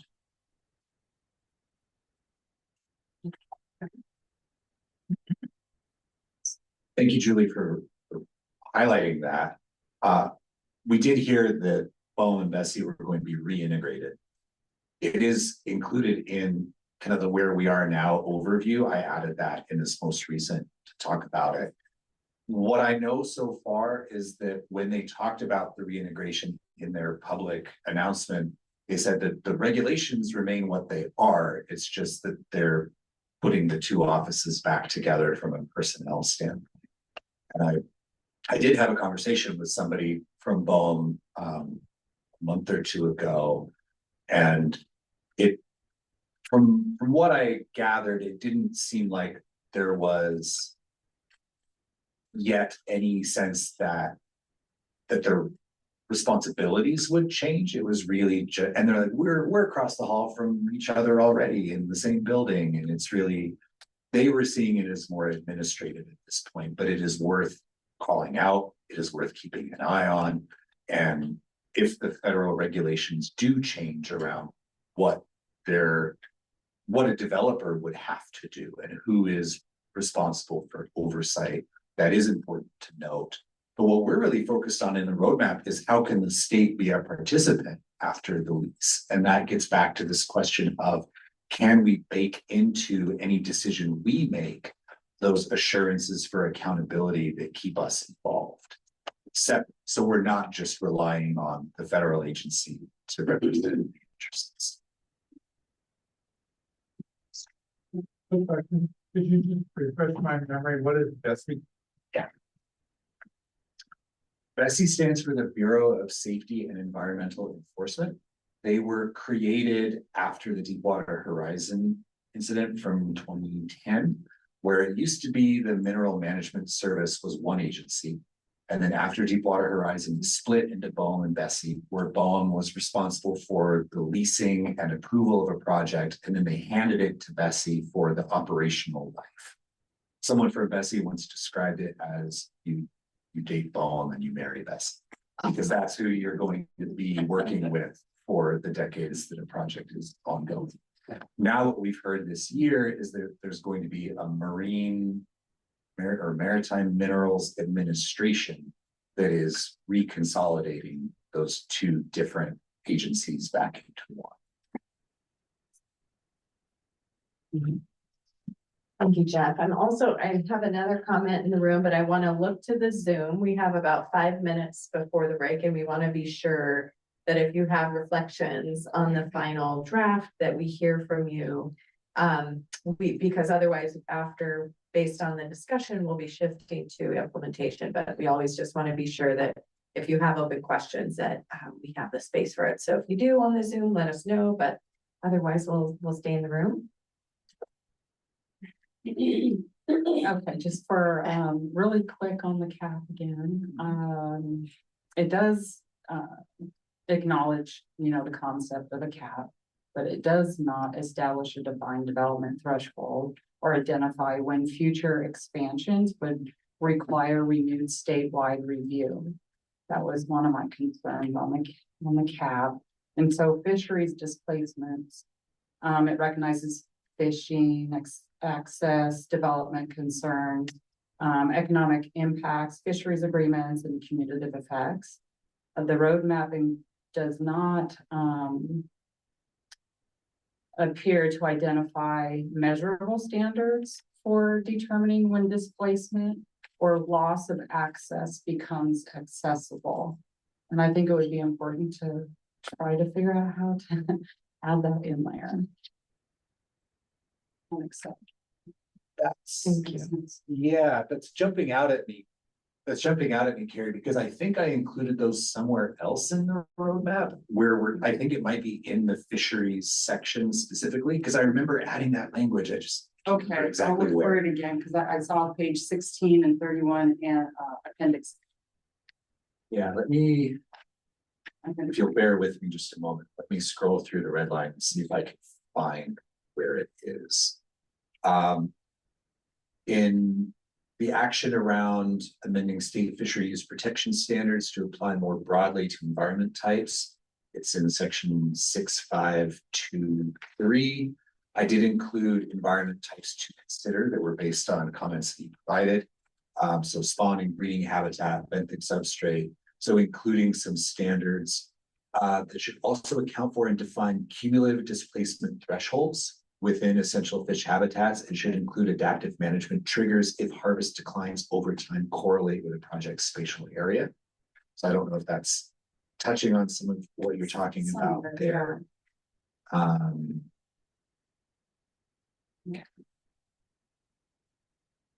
I think that's the big one that we just double check.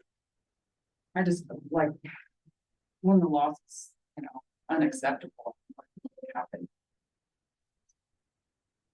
But I will write again, like I said, 16 and 31. Yeah. In my search. Thank you. All right. We haven't seen anything in the Zoom room. We'll give it another run in the room here before our break. We have about 5 more minutes. If I can just offer to, if folks need a little bit of time over the break, we can come back to this if something jumps out at you that you want to talk about more. We don't have to go on. This is the big one for today, is to talk through anything that is still not feeling right. Thanks, Jeff. Yes. Very good. Me again. So this is maybe you will be able to clarify it with my little search. So on pages 11 and 46 for checkpoints and exit ramps. The The roadmap identifies checkpoints, but it does not appear to establish objective criteria that would trigger a pause, modification, or reassessment if significant impacts are identified.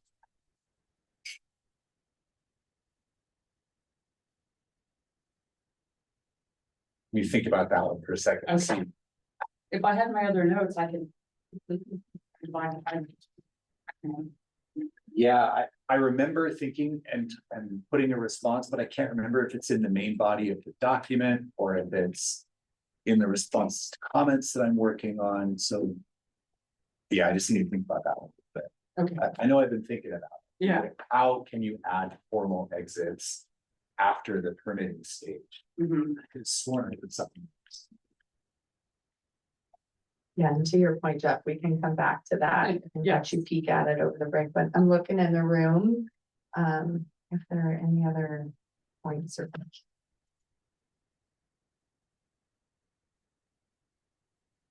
Well, let's do that. Let's move to a break. And then when we come back, Jeff, we can answer any of those open questions and let you all, again, now that you've had further discussion, we can open it back up to the group. You good for a break? Yeah. And then we'll come back. So 11:15 is when we'll be back. So on the Zoom, we'll see you in 15 minutes as well. Okay.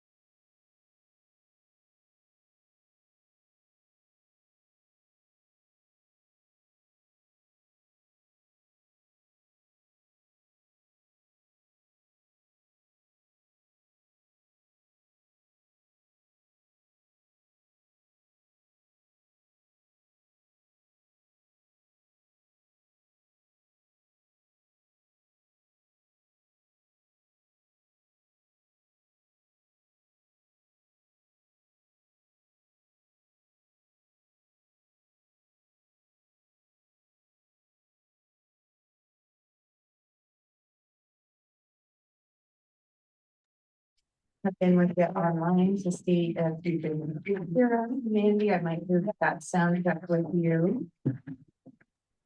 I can hear you. Okay, great. So we're still getting to our seats here in the room, but I will mute us until then, but we'll be right back with you.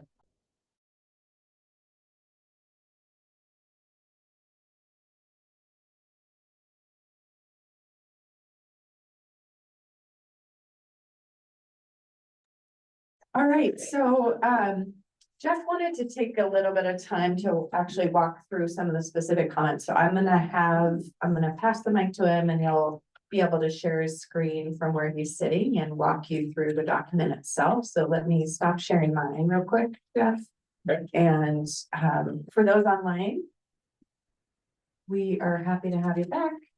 And we are going to continue with the discussion of the final roadmap just to make sure we have enough space for the conversation. And Jeff is going to share his screen.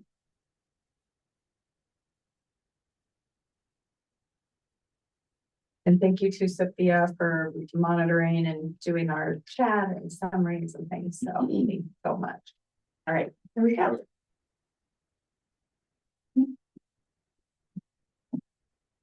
Thank you. Welcome back, everybody. What I wanted to do before opening it back up to see if we had any last thoughts from people was to show you, so you can just put your own eyeballs on it, the recommended language additions for the workforce section specifically. This is language that I got over the weekend. And so I've looked at it briefly. I'm going to do some editing on it, but I wanted you to all see. The recommendations for addition come in section 6.7. This is the section that specifically focuses on the workforce related objective. The green text that you can see on your screen is recommended addition. And so similar to how I've added introductory connective tissue to the beginning of each one of the objective sections, there's some recommended new language in the beginning to emphasize again the potential for job creation that could come from offshore wind development, referencing again the 2016 study by what was at the time the National Renewable Energy Lab, and how that comes across. There is a discussion of some of the existing tools that already are in the state, that we have history with a state apprenticeship agency, that House Bill 4080 and other existing standards already have some set expectations for wage and hour protection, referencing the labor history, labor management partnerships. There's a inclusion of the types of positions that could be created. And it starts off generally talking about those kinds of jobs. It goes into some more detail about like job descriptions and wages. This is some area that I'm going to condense a little bit to be more generic, but some discussion here of what kinds of opportunities could be available. And job duties that go along with that. And again, this is what I would shorten up just some. There's discussion about how some of these workforce positions could involve upskilling existing maritime workforce positions through additional trainings to show how there are existing positions today that could be retooled or expanded to include offshore wind work. There's a recommended case study that could be like a call out box. And then it offers some basic tenets and principles to describe how the roadmap actions and just how the state could proceed to ensure meeting the objective of offshore workforce that is trained in-house and equitable.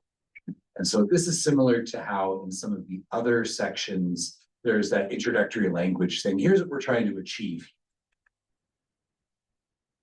There's a discussion of House Bill 4080 and how it expanded the workforce protections specifically for offshore wind work. And then when we get into the actions in the roadmap, there are a couple of editorial recommendations, really just bringing it back to the labor standards in House Bill 4080 and how we incorporate those and make those enforceable in the state when we are reviewing any projects if they come. And then here, we have an action already related to creating a workforce development and training plan. And here, the recommendation for additional language includes some other pieces that ought to be in that plan.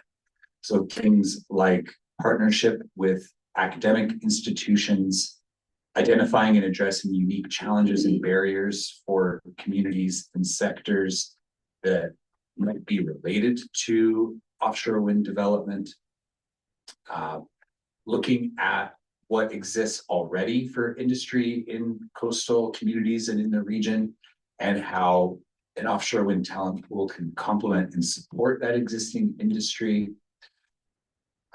utilizing existing state registered apprenticeship training programs to help build that pipeline of skilled labor, promoting partnerships and collaboration between existing state registered apprenticeship programs and community colleges, which is something that I think we have somewhere else also in the roadmap, but really highlighting that it needs to be integrated into a workforce development plan. And that the plan should also include community outreach, safety and well-being considerations, things like an MMIP training program, which we also reference in the tribal interest section, and respectful workplace and bias and belonging training, things that should be included in any plan related to workforce development. And then also ensuring that workforce development and training plans are included in enforceable agreements such as project labor agreements so that there is some accountability there. So what's been crossed out was my attempt at more generally describing what needs to be a plan, and what has been recommended are some actual specific recommendations. So I really appreciate that. And then an action to implement specifically the House Bill 4080 labor standards, which, yes. And then there's some additional contextual information. It could be another call out box talking about the role of apprenticeship in developing an offshore wind workforce, and then things like outreach plans, describing what exists already in terms of prevailing wage laws, and again, talking through what the types of work that could come. And this is really just talking about what's in House Bill 4080, that there are standards there. So I just wanted you all to have a sense of that. And then there was another action in that section related to assessing the policy and investment needs at the community level to support an offshore wind energy workforce, and just really highlighting that these community needs should be included early in community consultation, education, and workforce discussions, and incorporated into community agreements, community benefits. So again, the purpose of our conversation today is that whatever comes out in a final roadmap, to the extent that I'm able, before knowing what our agency leadership and governor's office might say, that this group has had the opportunity to see what is intended to be. So if anybody has any questions, I know we have Ranfis on the line, we have Bob in the back of the room. If there's any part of this that anyone would like to talk about, or I would go and incorporate this.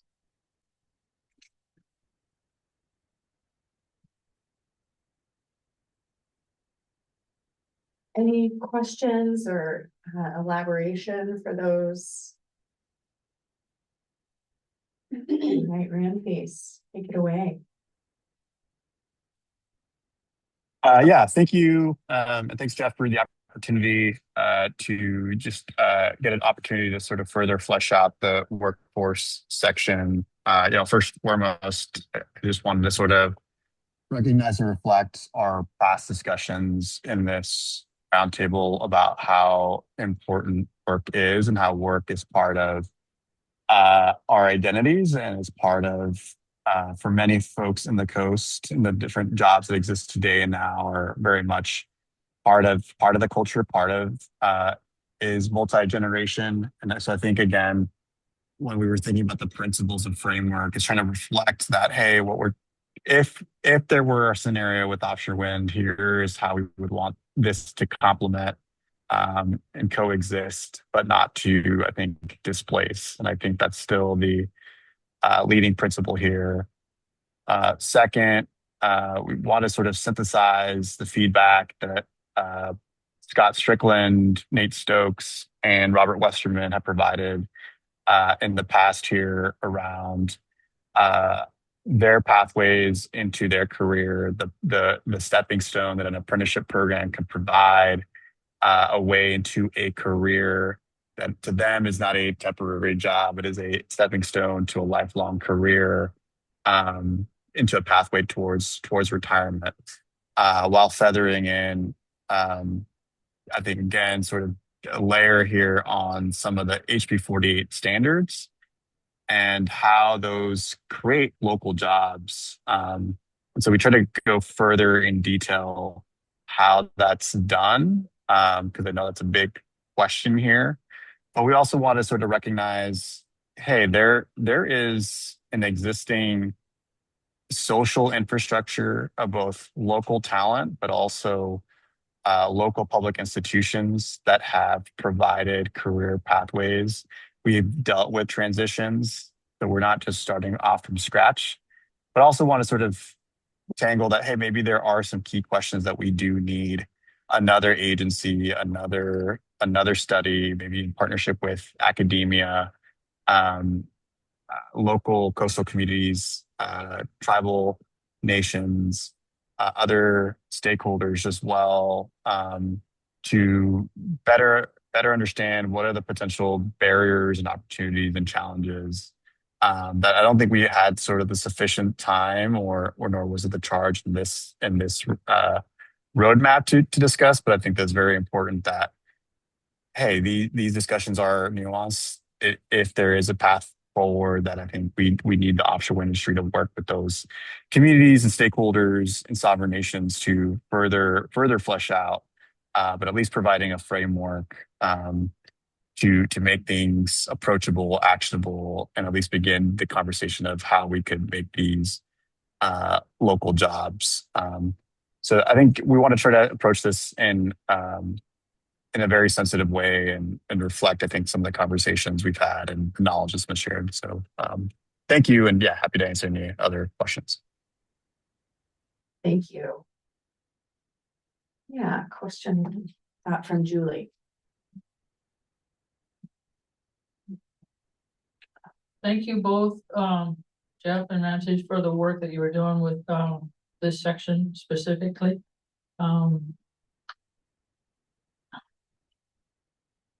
I think one of the things that I don't know if I caught it correctly when you were speaking, you said, and I might have misheard you, you said that you had details in this as far as like the wages and the different kinds of jobs and that kind of stuff. And you said that you were not gonna be so specific, you're gonna be more generic in the final thing. I hope you're not. I agree. Because what it does is it gives the young people here and now concrete numbers as far as paths that they might take right here and now. They got $100 in their gas tank and they got $100 in one bag of groceries right now. So there's a reality check that a lot, we had 40 children, 40 young people in our tribe that graduated this year who applied for scholarships from our specific tribe.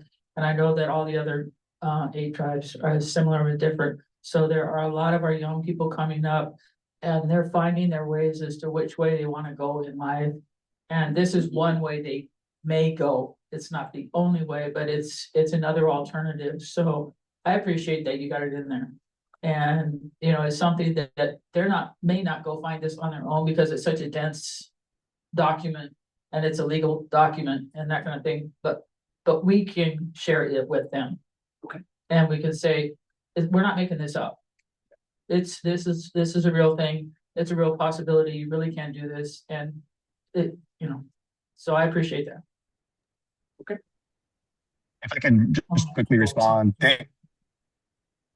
Thanks, Julie, for that. And I don't want to speak on behalf of Robert or Eric or any of the trades, but I think, yeah, we'd love to follow up and, you know, talk about those pathways. I think the other thing we try to point out in the document is there are already existing projects or infrastructures where some of these skill sets are relevant. That's why we sort of framed it as reskilling, that there is this existing skill set. There are these existing training programs. Maybe the focus is reskilling, but to the end of making connections for youth and the next generation into jobs, I think, yeah, we'd love to continue working to build those bridges with or without offshore. When I think that's really important to do.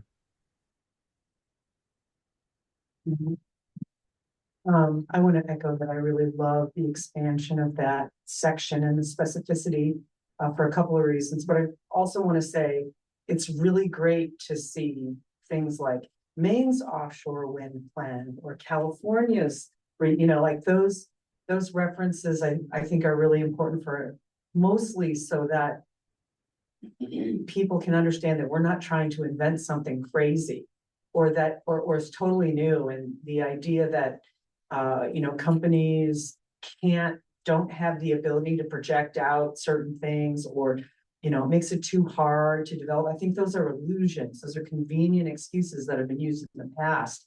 And so to have these other examples of other states is powerful. But to talking about both jobs and specificity and in wages and also in reskilling, it's a powerful reminder that people can change jobs, can move around, can learn new things, and that you can do well for your family at the same time. Not everything means going back to school, or it's simply not possible. And so just having that language in those two sections in there really shows that you don't even have to, you know, thoroughly read it. You can just look at titles, you can look at the words showing up and say, this shows up. And one of our biggest problems in schools are that our training programs really get narrow in terms of occupations when each one of those training paths, you know, informs many choices. So we don't emphasize that in the education part. So if we have it in our plan as, you know, this is actually normal and we can do it, that's really powerful. So I love the expanded. Thank you. Appreciate these comments. Any other comments? Yeah. Back.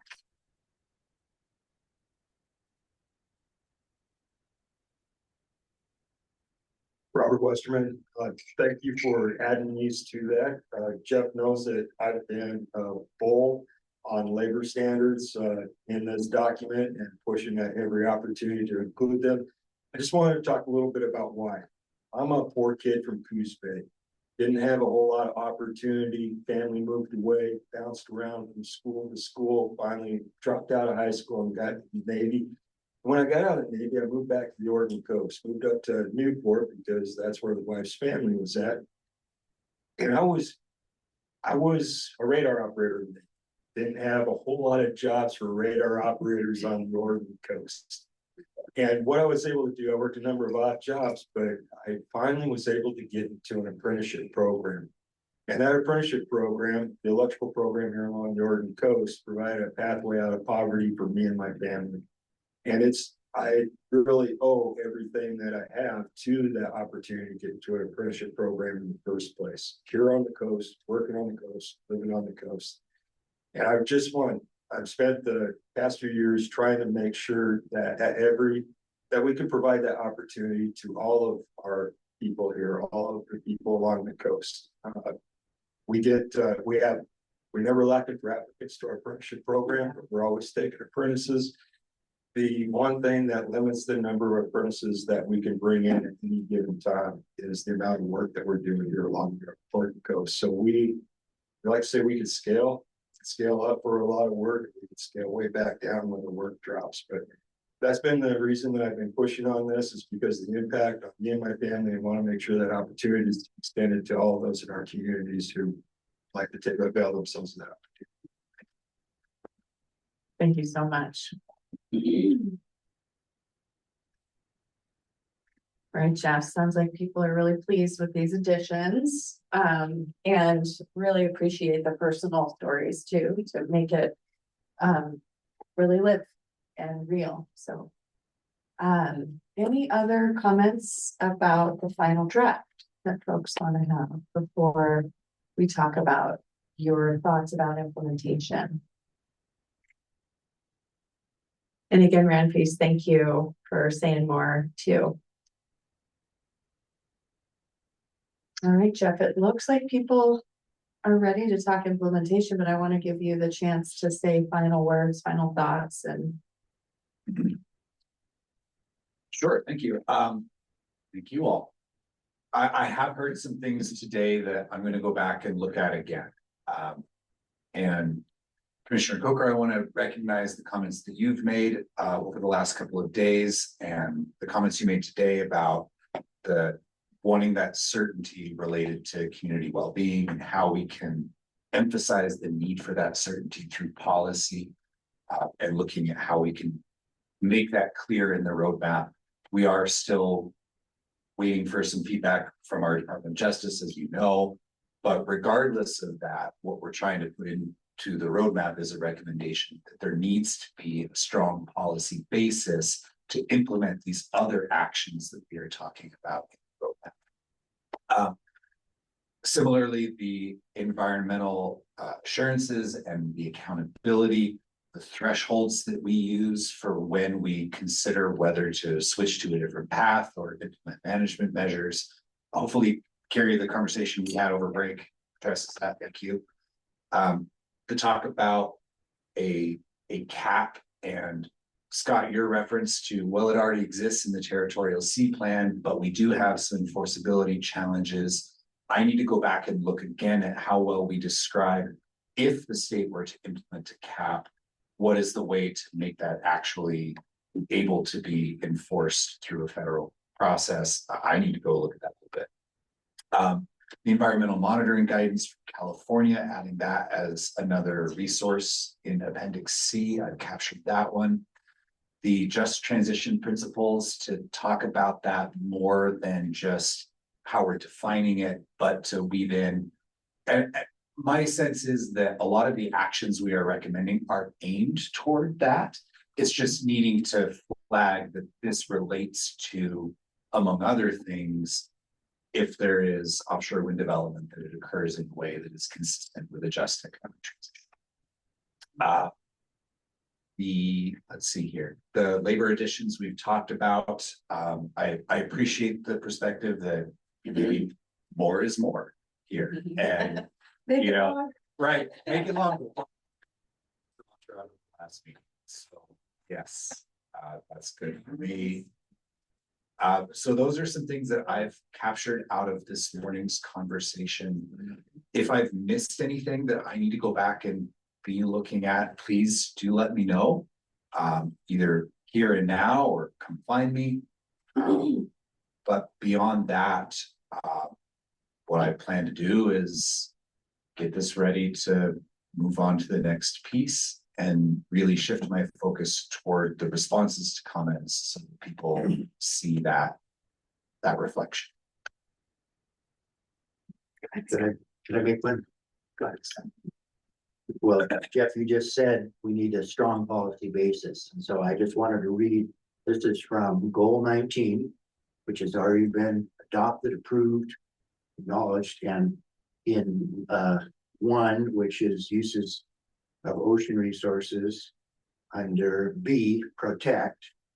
Number 4, areas important to fisheries, which are areas of high catch, example, high total pounds of landed and high value of landed catch, or B, areas where highly valued fish are caught, even if in low abundance or by few fishers.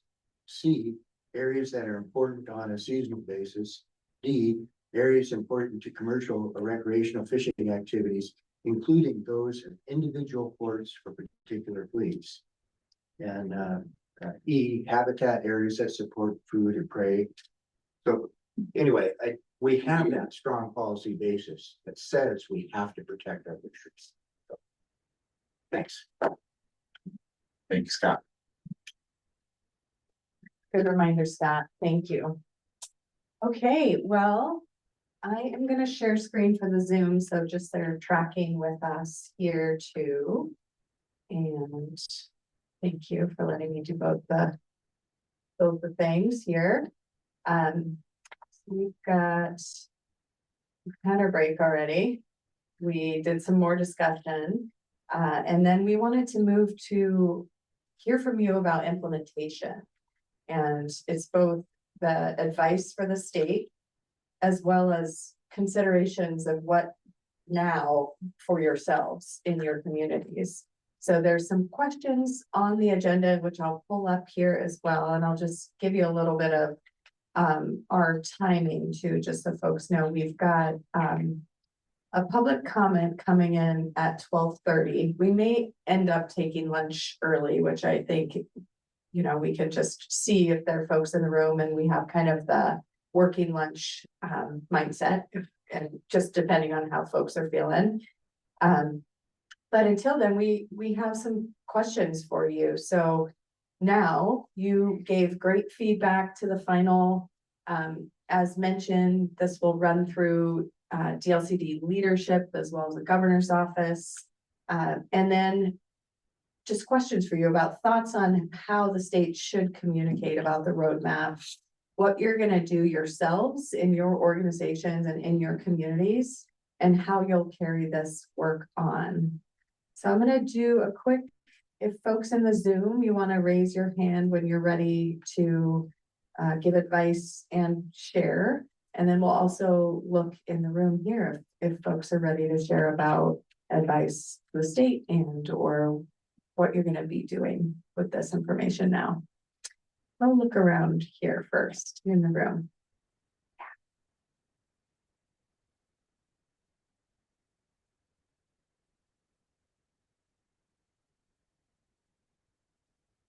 Lynn Coker again. There's several different avenues that are unfolding within South County to partner with Jeff and LDCD to approach the legislature to present an administration and community-oriented voice that's unified on several points to advocate for the kind of modifications to the roadmap such that we do have the authority locally, we have the responsibility, and we certainly have the stewardship role relative to supporting our community through the leasing process, but also the life cycle management process associated with these developments.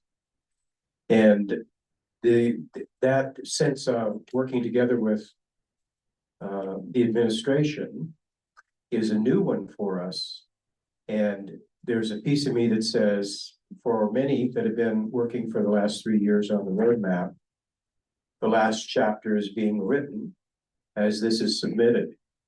But I'm thinking that what we're really looking at is that the first inning is about to end, and we're preparing for the second inning. And I'm not sure how many innings are in this ball game, but there is much more work that will come in order to shepherd this project through on behalf of the communities we represent. And I want to thank you, Jeff, very much for recognizing that. Thank you. Julia.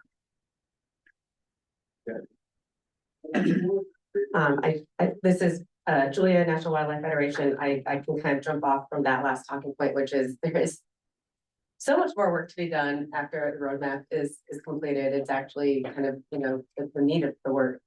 There are a lot of groups that I work with that I think are going to be working on kind of developing really baseline communication materials, including like a timeline of kind of how we got here, to help really ground folks who maybe haven't been tracking the process from the beginning, also ground, decision makers in that reality, have it be very scannable, easy to understand, to create the kind of foundation for the conversation. And I think there's a lot of interest in some of the coalition spaces where I'm working and trying to figure out engaging and interesting like events, like educational events about doing a better job of like defining the problem for the public about why, and also decision makers about why this conversation is important. In California, there was a group that pulled together this event, this series of events called Trace the Electron, where they really got, in this specific case, it was tribal leaders and up and coming tribal leaders to go on this kind of journey where you traced, when you turn on your switch, how did that electron get to your light? You know what I mean? All the way down to like abandoned fracking fields outside of Bakerfield, right? Because that's where a lot of the energy is coming from for the North Coast of California. So really kind of going back to basics on some level so we can have a really meaningful conversation about why we need to be making hard choices about solutions, so this is all just to say, I think that the roadmap creates a jumping off place for a lot more public engagement and education and decision maker education and engagement. And then specifically, I think a lot of us are going to have to be digging in on figuring out, I think, because, I'm wearing the National Wildlife Federation hat, and also there's a cross-cutting concern pretty much across every stakeholder group here, every issue area of the need for more research and a better understanding of what's going on in our oceans, so that we can be prepared for any future. So I think really trying to get something from this legislative session that is moving us toward engaging in a regional approach to this kind of research and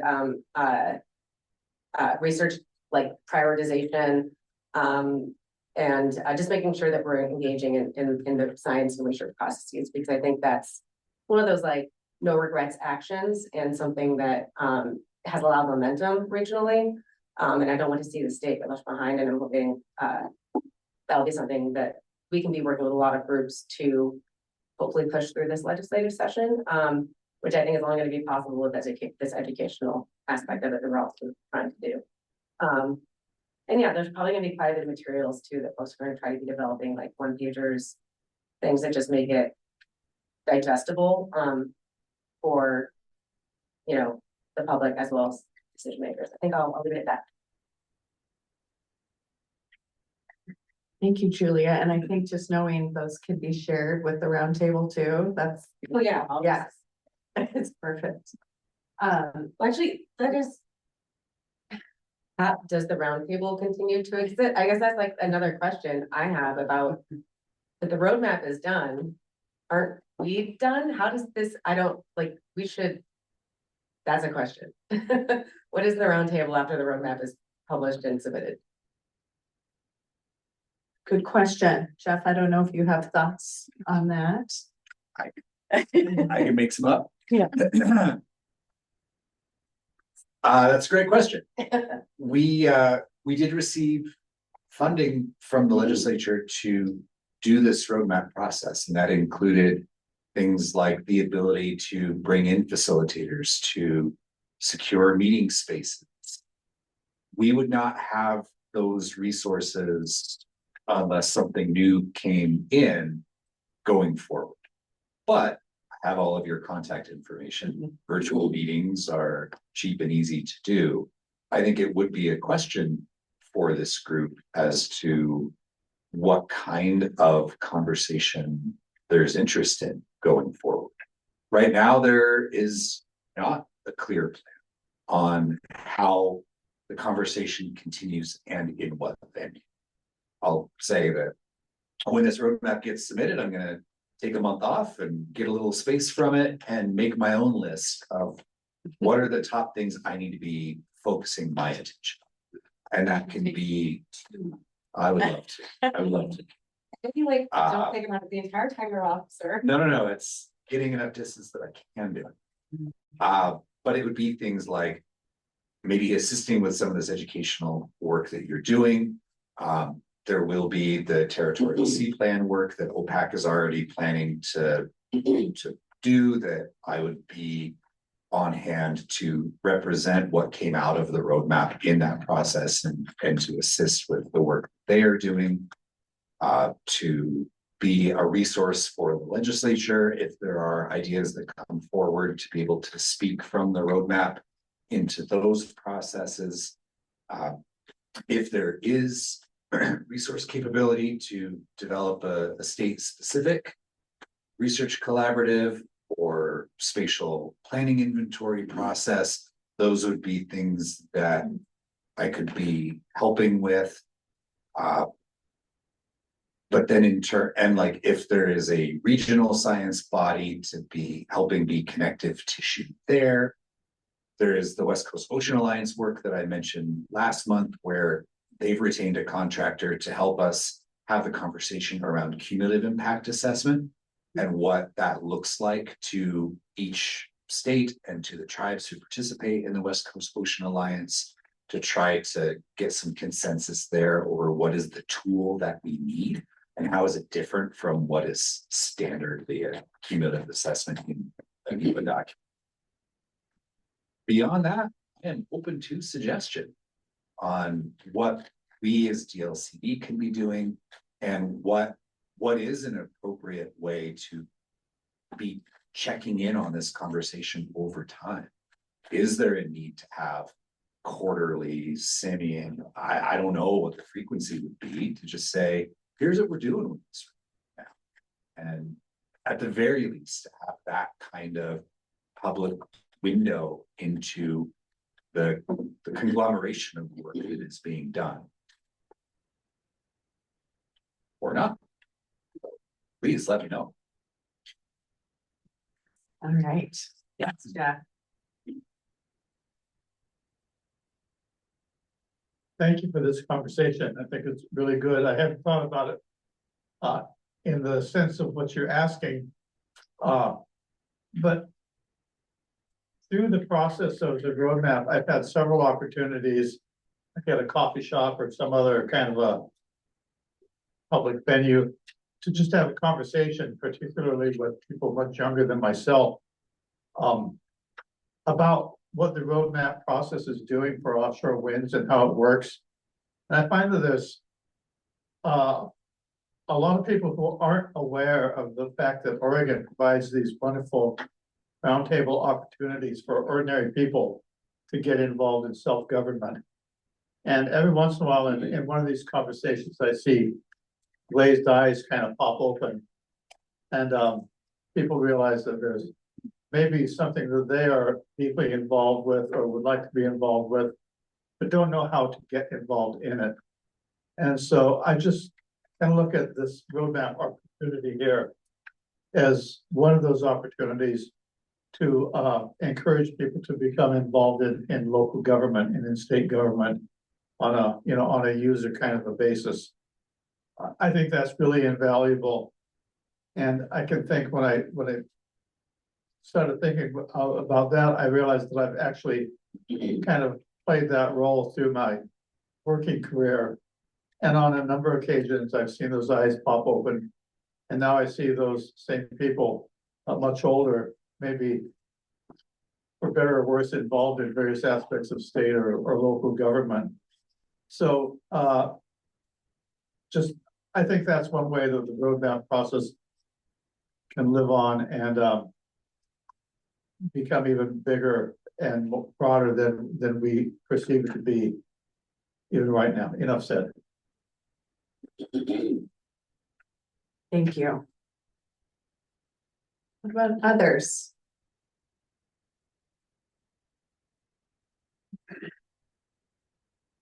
I agree with both the previous speakers. And I think a way to to facilitate that or get it going is education. 0 to grade. I'm sorry, but you know, there's a million and one ways that we can do an educational piece. We have public libraries, we have public schools, we have community colleges. There's like so many avenues, which we have used some of those facilities in this process so far. That I really appreciate that you have included our specific tribe and recognize this and included us. Oftentimes we are not invited, we are not recognized, and we are not included. So I very much appreciate that aspect of all this. So any kind of educational opportunity that would be allowed to like continue. One of the things in the short time that I've been involved in our government process that I found challenging is the transition of one leadership in, one leadership out. We have election processes and that kind of stuff, and it's similar but different from what the state has. One governor in, one governor out. You guys in your organizations, you have different employees come and go, people retire and all that. So if there could be a transition element to this, like you named off 1, 2, 3, 4, 5, 6, 7 different kind of opportunities here that might be considered for whatever monies are left. Legislation gave up a certain amount of money. There's a little bit of money left, and it's a matter of like what you want to do with it. So I support what the other people have said about educational aspect. Thank you.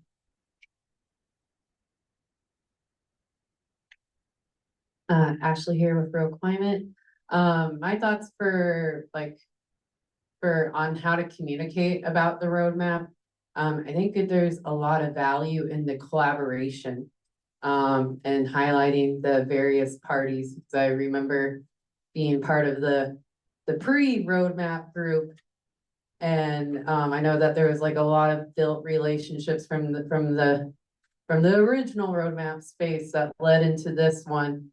And just continue like with all the different characters coming. I say characters, we all have our distinct personalities. With a lot of folks coming in and out, it's been really great to see so many different perspectives highlighted in this document that so I think there's a lot of value in that. And I think it's also worth really uplifting in communications that this roadmap opportunity came at it. It's the time that we've been able to spend on it is the time that we actually deserved in the first place when it came to the Bowen process initially.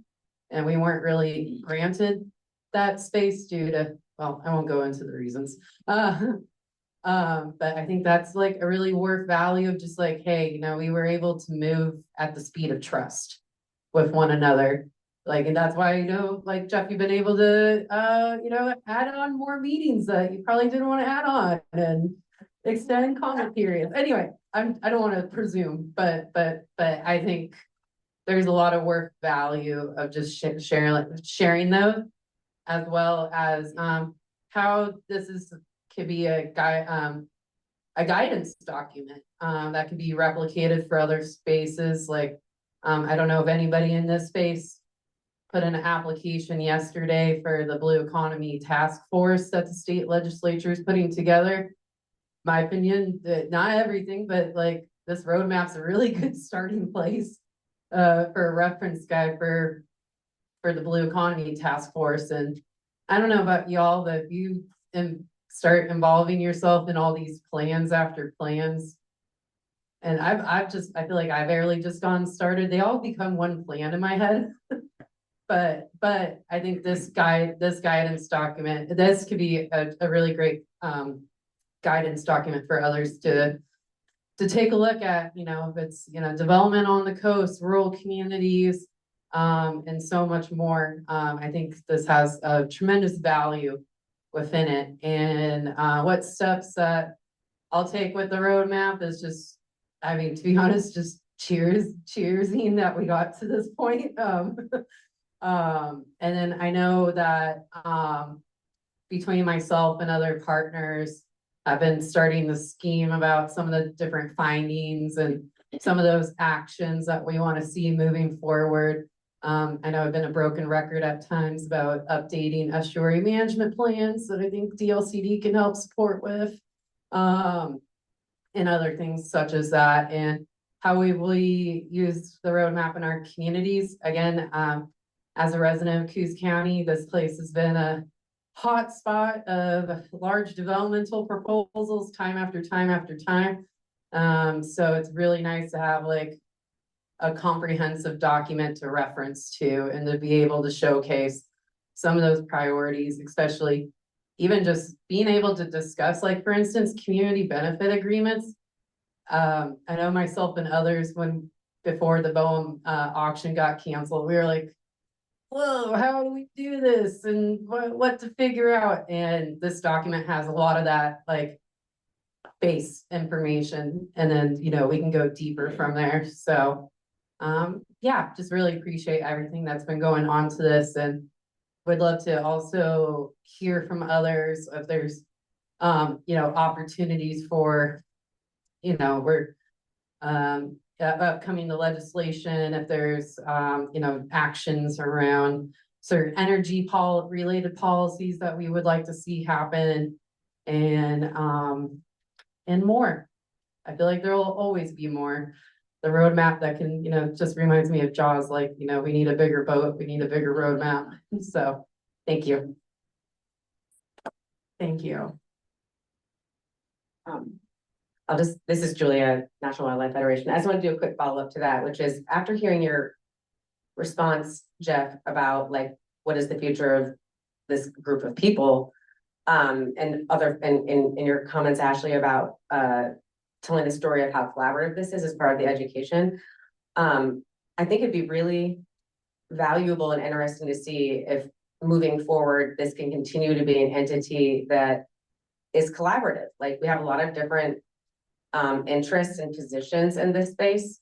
And I can imagine legislation coming out on fisheries specifically, and legislation coming out on environmental concerns that has overlap with fisheries, but is not specific to fisheries. I could see a lot of different moving parts. And I think it'd be really interesting to see if we could continue trying to move forward collectively instead of separately. You know what I mean? I mean, it's like everyone's going to lobby for their interests, but I think it'd be really interesting. In my experience in a past life as an environmental lobbyist, it felt like we were constantly behind the 8 ball, learning about things way too late in the process to have an earnest conversation to make them better. Trying to fix legislation when it's like fully published and during a live session, really hard, super contentious, not comfortable.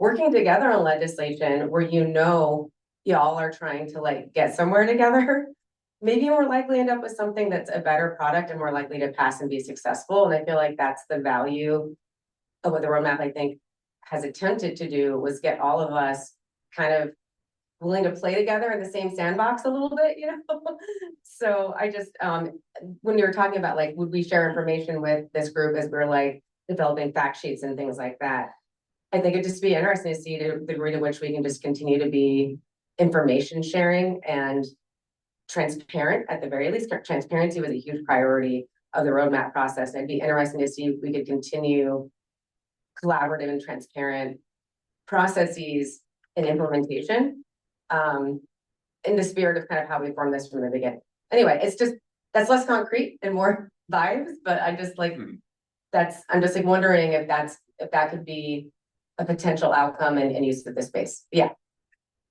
I can think about that out loud for a second.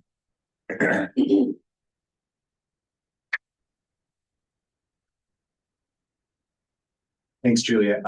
If I could think out loud about that for a second, we have a roundtable that after this meeting is essentially going to be an email contact list.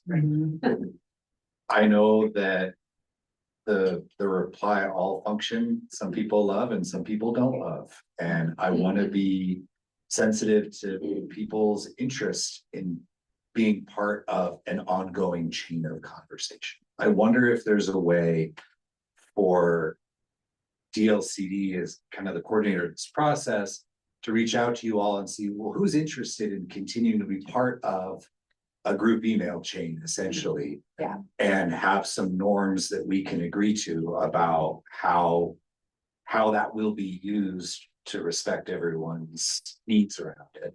And the ability to opt out if people want to over time. Yep. With an initial, like, you can opt out of this from the start if you want to, kind of. Yeah. I wonder if we need to come up with some way to do that so that we can keep alive this opportunity for us to all be in contact with one another, but also have that layer of not overwhelm. Great idea. Really coming to you, and then online, feel free if folks want to raise your hands. I agree with you, Jeff. Just for myself, I can't, I'm only one of 7 on our tribal council, so when you send out that poll to find out, they may not everybody, I can't speak for everybody, I speak for myself. But I very much appreciate being allowed to be a part of it, and I would like to continue to be a part of ongoing work as we move our path forward. Logistics, as far as cost goes, to organize this all physically in one place at one time is not always something we can do economically. People coming from all over the state to come wherever we might congregate, Grand Ron or here or Salem or whatever. So I've appreciated COVID was a challenge for all of us, but one of the things that I appreciated about it was that it gave us Zoom so that we could see each other at least on that little teeny little box up there.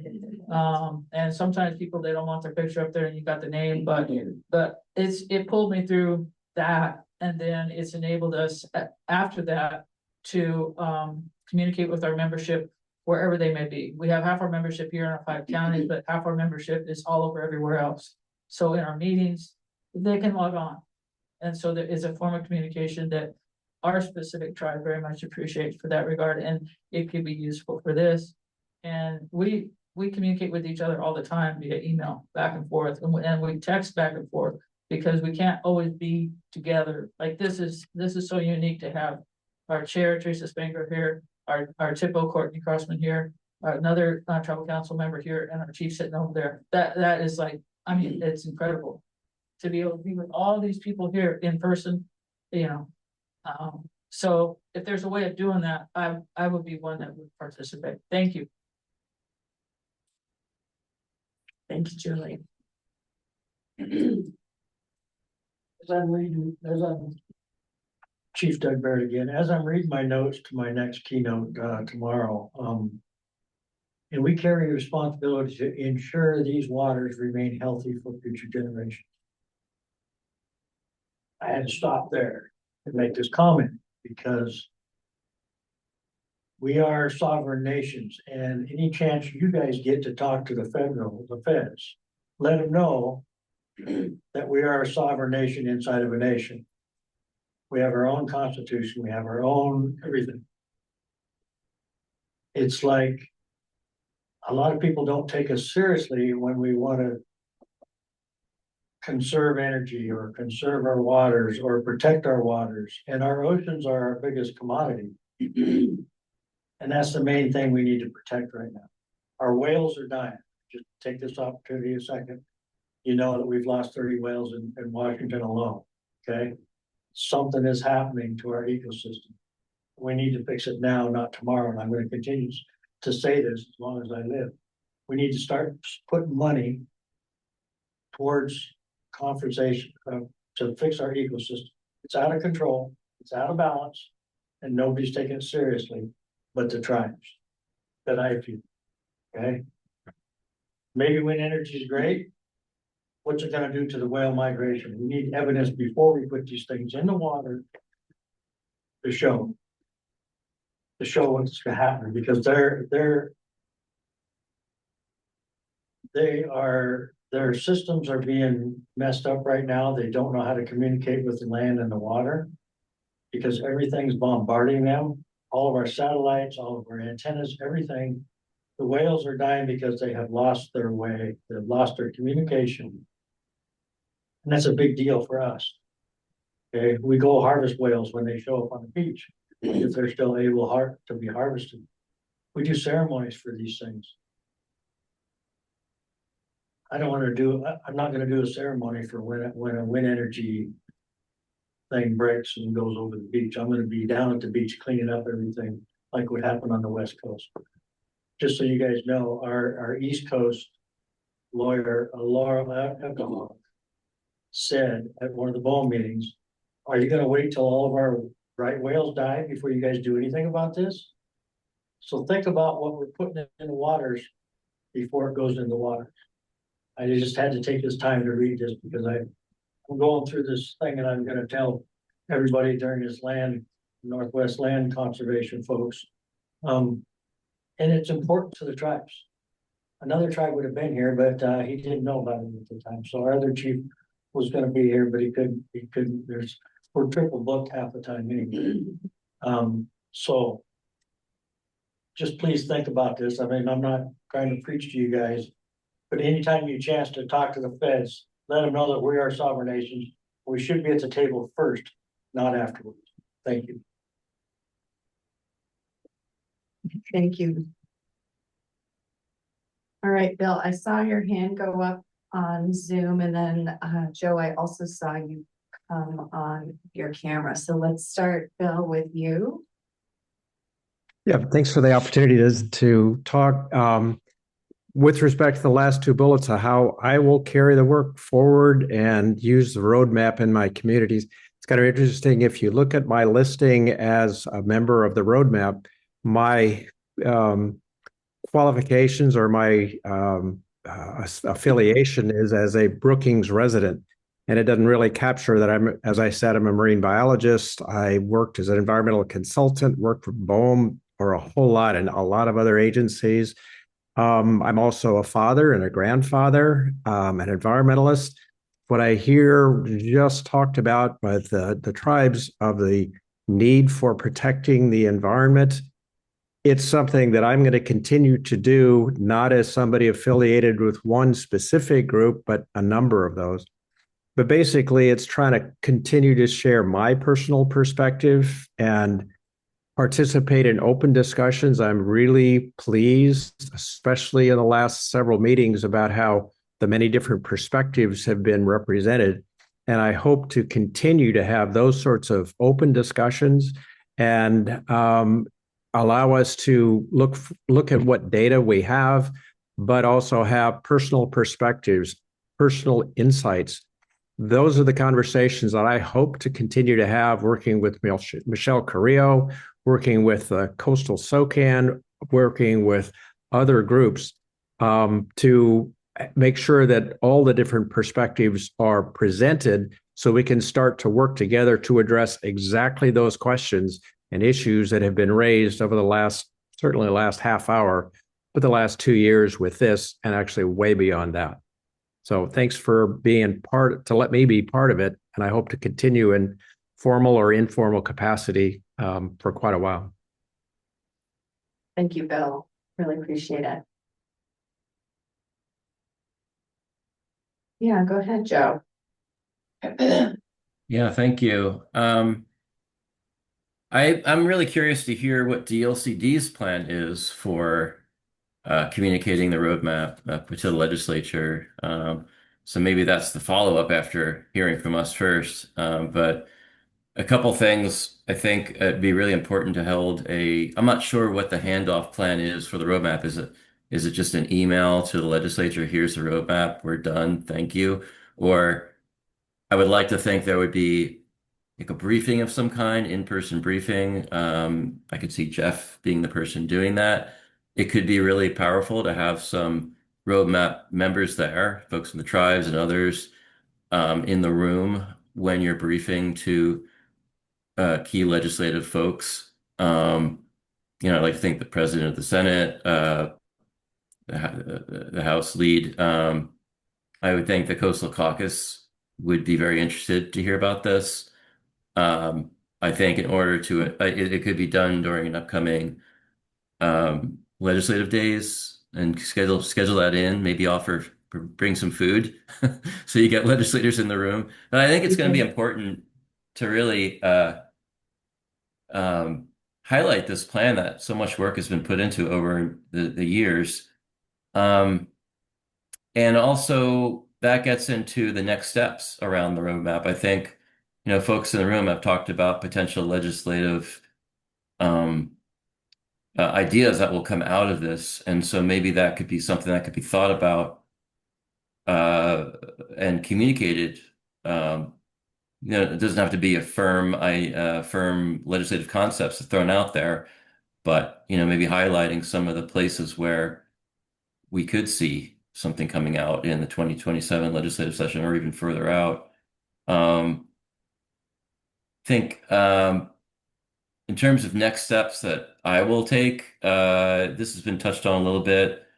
The Territorial Sea Plan, which I think a lot of the folks in the room are familiar with, it's the pretty much the guidance document for managing our state waters and coastline. And that plan was originally written in 1990 or so, early 90s, and it's due for a major overhaul.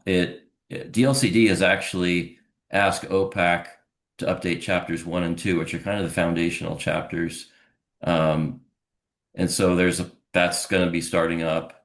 And then this actual roadmap process identified, as I mentioned before, a number of enforceable policies that tie into a need to update the other chapters of the TSP. So the TSP right now is 5 chapters. We at OPAC are interested in the idea of let's think about a major overhaul of the TSP. When it was written in the 1990s, no one was talking about climate change. It's not in the TSP. We have a Marine Reserve program right now.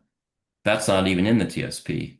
So there's a lot of gaps right now that we can use this roadmap process to help rethink the TSP. And now is the time, now in the next few years. And so I'll just say that OPAC will be working on that. I know DLCD will be, and this is a prime opportunity for other stakeholders, all the folks in this room, to engage in that. So stay tuned. And I also agree that the research collaboration is a really cool piece of this that came out of the process for renewable energy, not just offshore wind. And I think there is the potential that could keep moving forward. It's going to take folks in this room to help make that happen. I think a meeting with the Oregon Ocean Science Trust, maybe a briefing to them for the roundtable could be a good idea to start thinking about how do we pull together this science collaborative. So those are a few ideas moving forward. Thanks. Thanks, Joe. I was seeing a lot of head nods as you were speaking and pens writing, so really well heard in the room, and it looks like enthusiasm for being a part of briefings and carrying the conversation forward. So thanks for bringing those ideas up. All right, Jeff. Joe, I did just want to respond to one piece in there where you had asked, what does DLCD plan to do with this formally? We do have, because we were directed by House Bill 4080 to produce this roadmap, we do have a formal mechanism by which we respond to that and submit the roadmap formally to the legislature. I'm still aiming for around July 24th to completed our internal review with the governor's office, applied any final touch-ups that need to be done, and then initiate that formal submittal process. And that's handled by somebody else in our agency. We don't have we don't have a slot on the calendar with legislative groups at this point, but we are open to that. And one of the intentions behind our overall schedule was to have a roadmap available that we could speak to during legislative days if there was interest. And so, yeah, nothing specifically planned, but certainly open to having that conversation. I appreciate the recommendation to invite roundtable members who want to come and be part of that if the venue allows for it, how that all goes. And I wrote down bring food to something. Yeah, It'd be the 24th, you said? July 24th. July 24th is what I'm aiming for, but we'll see. But it'll be submitted. Yeah. No meetings. This is Julia again. I just wanted to build on what Joe was saying about the legislative briefing. In addition to leadership, I think it would be good to, and this kind of doesn't fall under the traditional legislative days, like structure where you give like briefings to committees specifically. So it might make sense if it's its, I'm sorry, my goodness, speaking, if it's its own kind of standalone briefing on the roadmap, because I think it would make sense to include leadership from and committee members from like the committees that pertain to environment, climate change, energy, and labor. Because I think those are kind of like the priority committees. To make sure that they are kind of briefed on the roadmap, why it matters, why we did it, all that stuff. And then like, so that would be much bigger than your kind of traditional briefing, or it'd be a bunch of smaller briefings to a bunch of different committees, which might be hard if they have overlapping times. But I just want to second what Joe was saying, and I would just expand the invite list of legislators to folks on those key committees, prioritizing their chairs, because I think that those are likely going to be the vehicles for potential legislation. So yeah, that was a friendly amendment. And I heard some other interest also being tagged on there, so.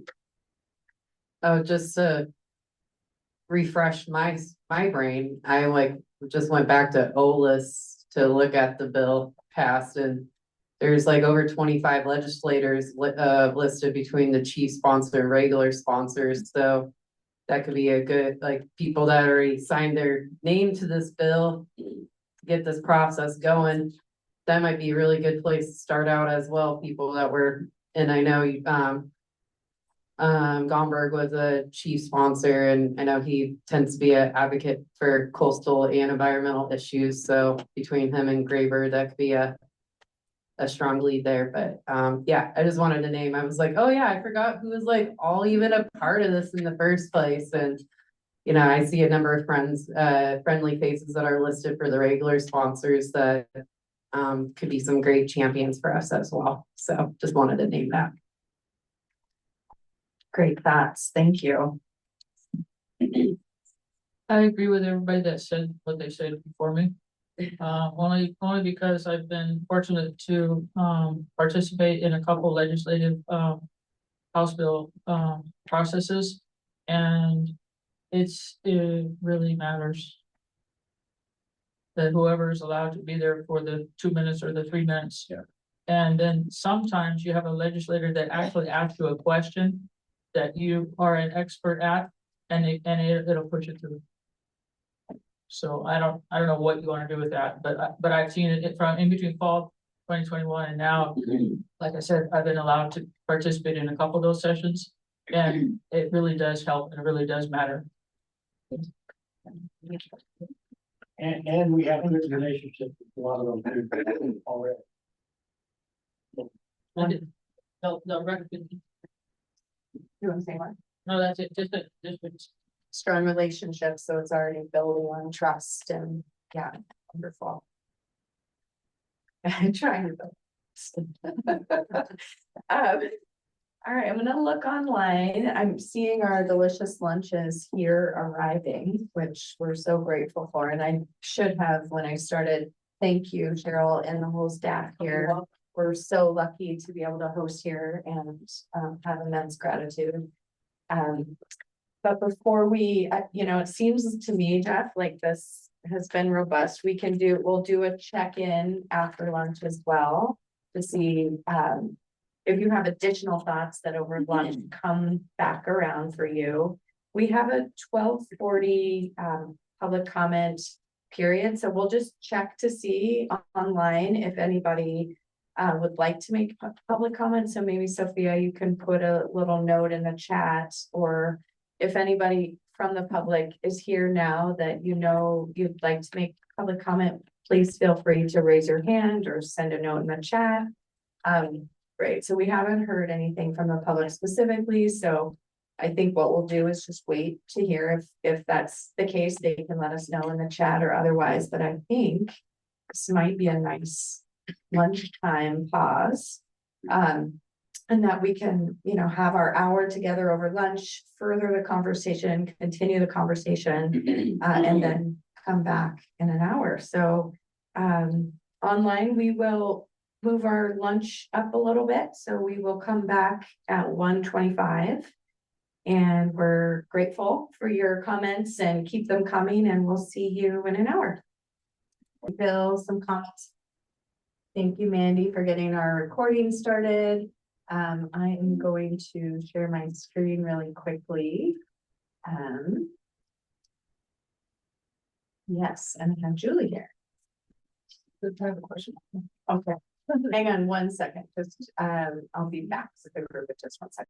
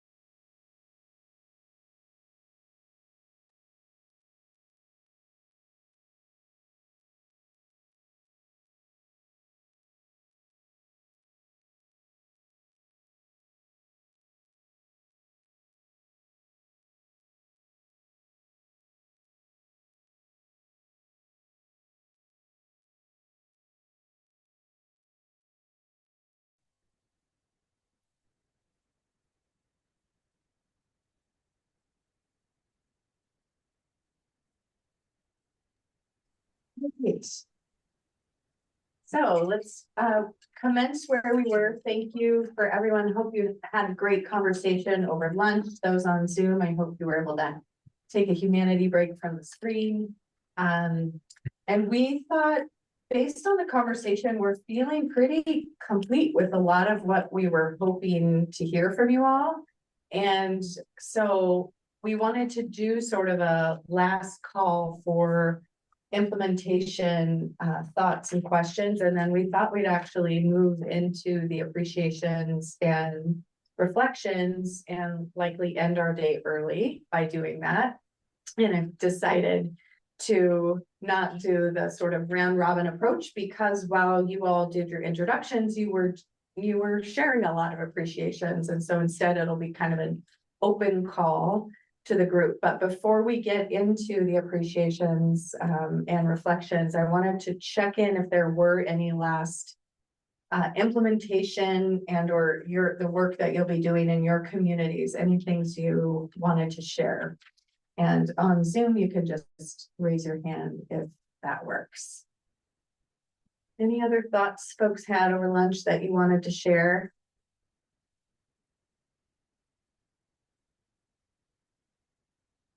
Oh, yeah, Julia, hang on one second.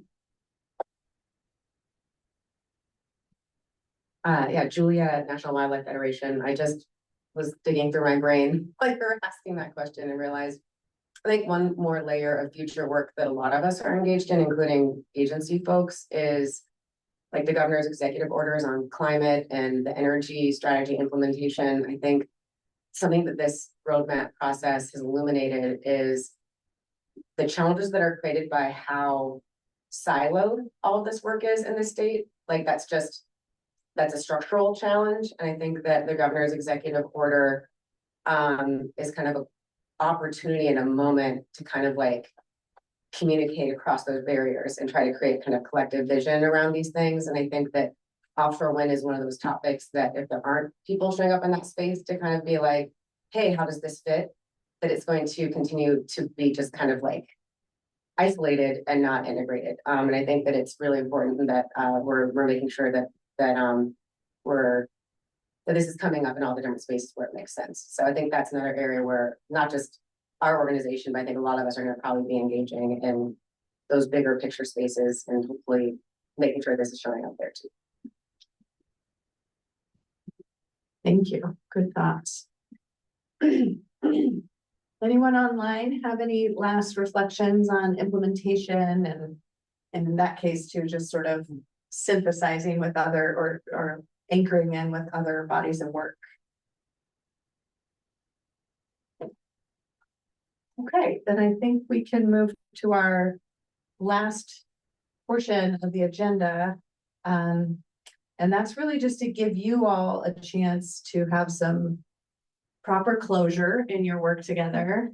And as mentioned, just recognizing, you know, there was the work of the roundtable, and then there was work ahead of the roundtable too. So there was a table before the table.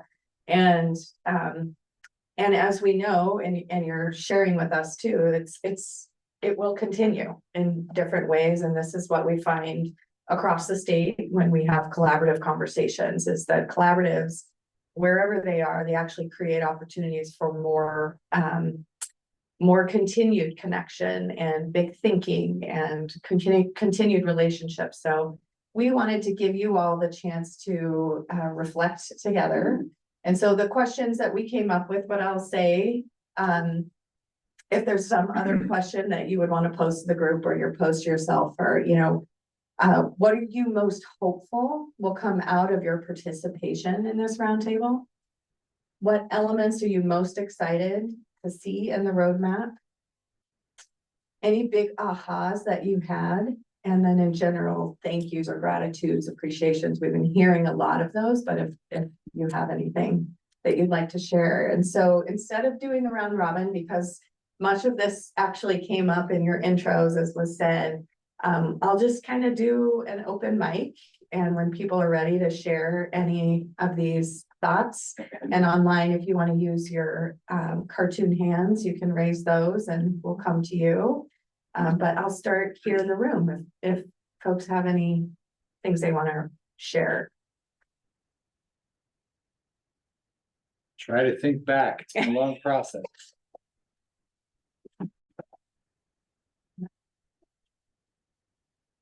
I want to say thank you, Jeff, and everybody.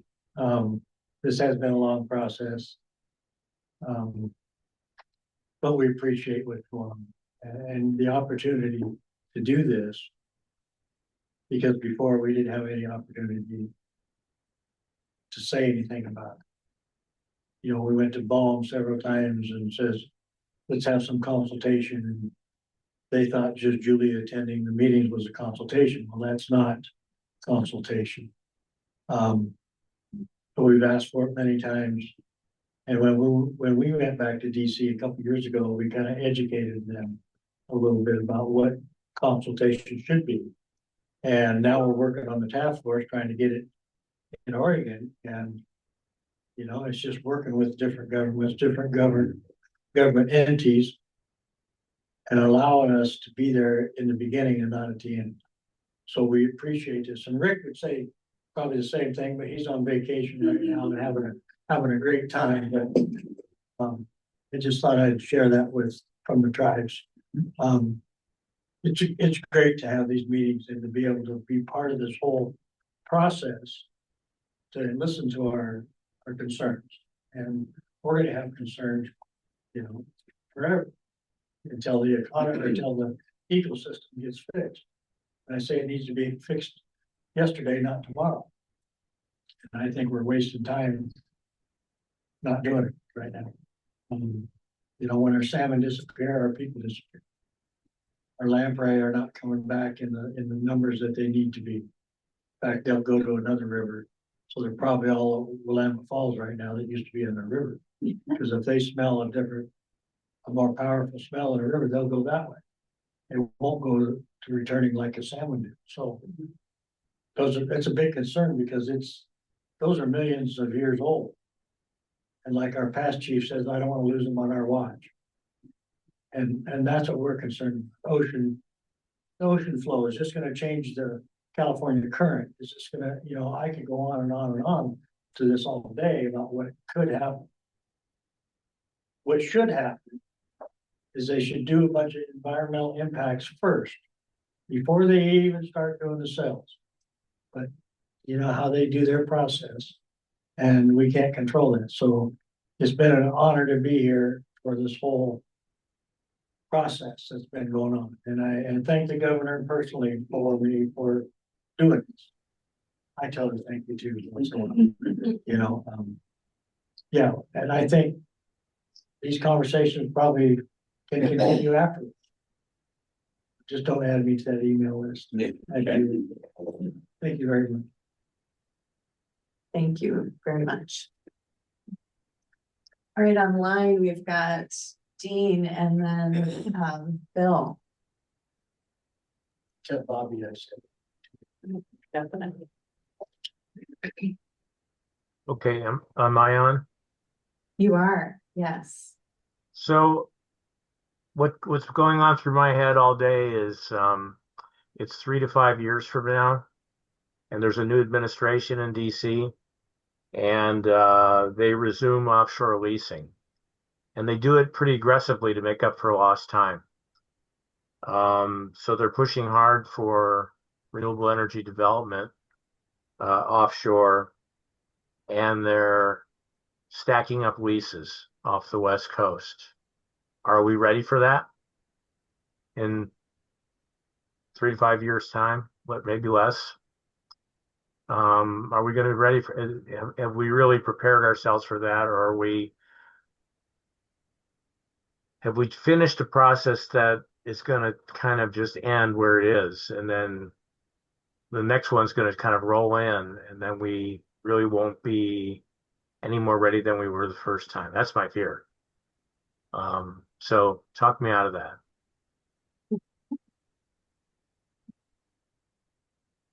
Existential question for you, Jeff. So Dean, what I heard was a hope that we take what's in this roadmap and we actually run with it. That we can do that work to be ready if things come back around.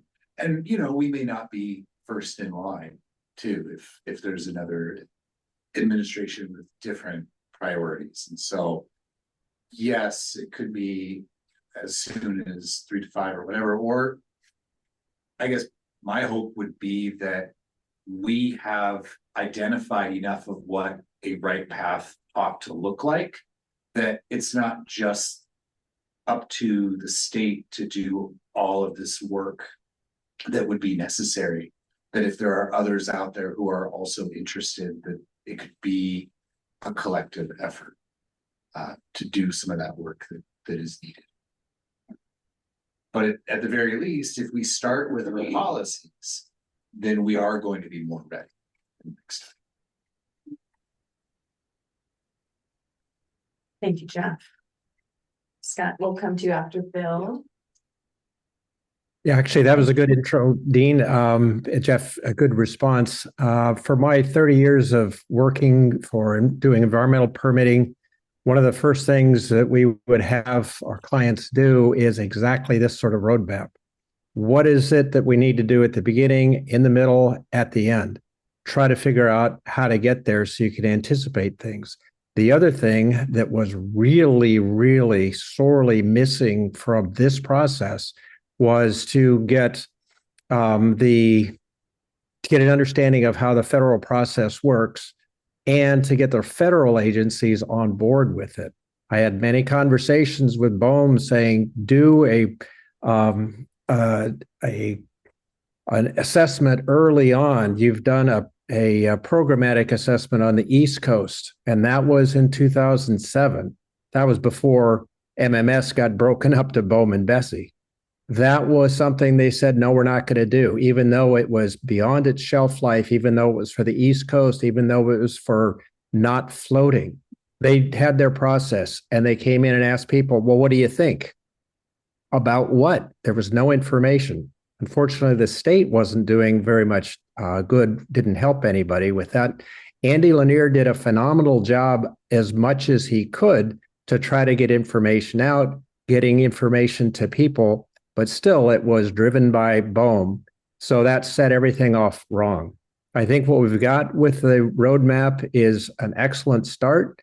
How we then implement it, I think it's got a good momentum. So I'm confident of that. Dean, I don't think there's going to be anything out here in the next 3 to 5 years, the next 30 or 13 to 15 years, maybe. But it's this sort of groundwork and this set of communications and the sort of community that we've developed with this group and beyond is critically important. And I want to give a real shout out. I don't know all the people that started what preceded this roundtable, but it's Ashley and Ramses and Heather and others that had the foresight and the opportunity to bring divergent groups, voices together to see what should we do with that.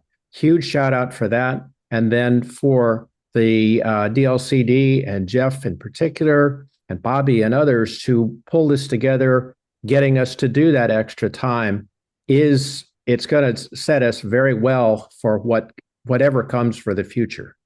Anyway, I'm proud to be part of this and glad to see it took a while, but we're there. Now, if we just had an administration that thought renewables was a good idea, then that'd be a different story. Thank you, Bill. Really appreciate it. All right, Scott. And then I saw a comment that I'll look at after Scott. Yeah, thank you, Scott McMullen, Astoria. I'm hopeful that the end result of this process is that a true assessment of where the fishing industry, both sport and commercial, the spatial footprint of their activities is properly analyzed. And that secondly, and I'm hopeful this, and I believe it will be, that in this Oregon process, that layer will be used, that it will be utilized to show where fishermen fish, and that we use that to protect fishing industry. Thank you, Scott. Much appreciated. Coming to the back of the room.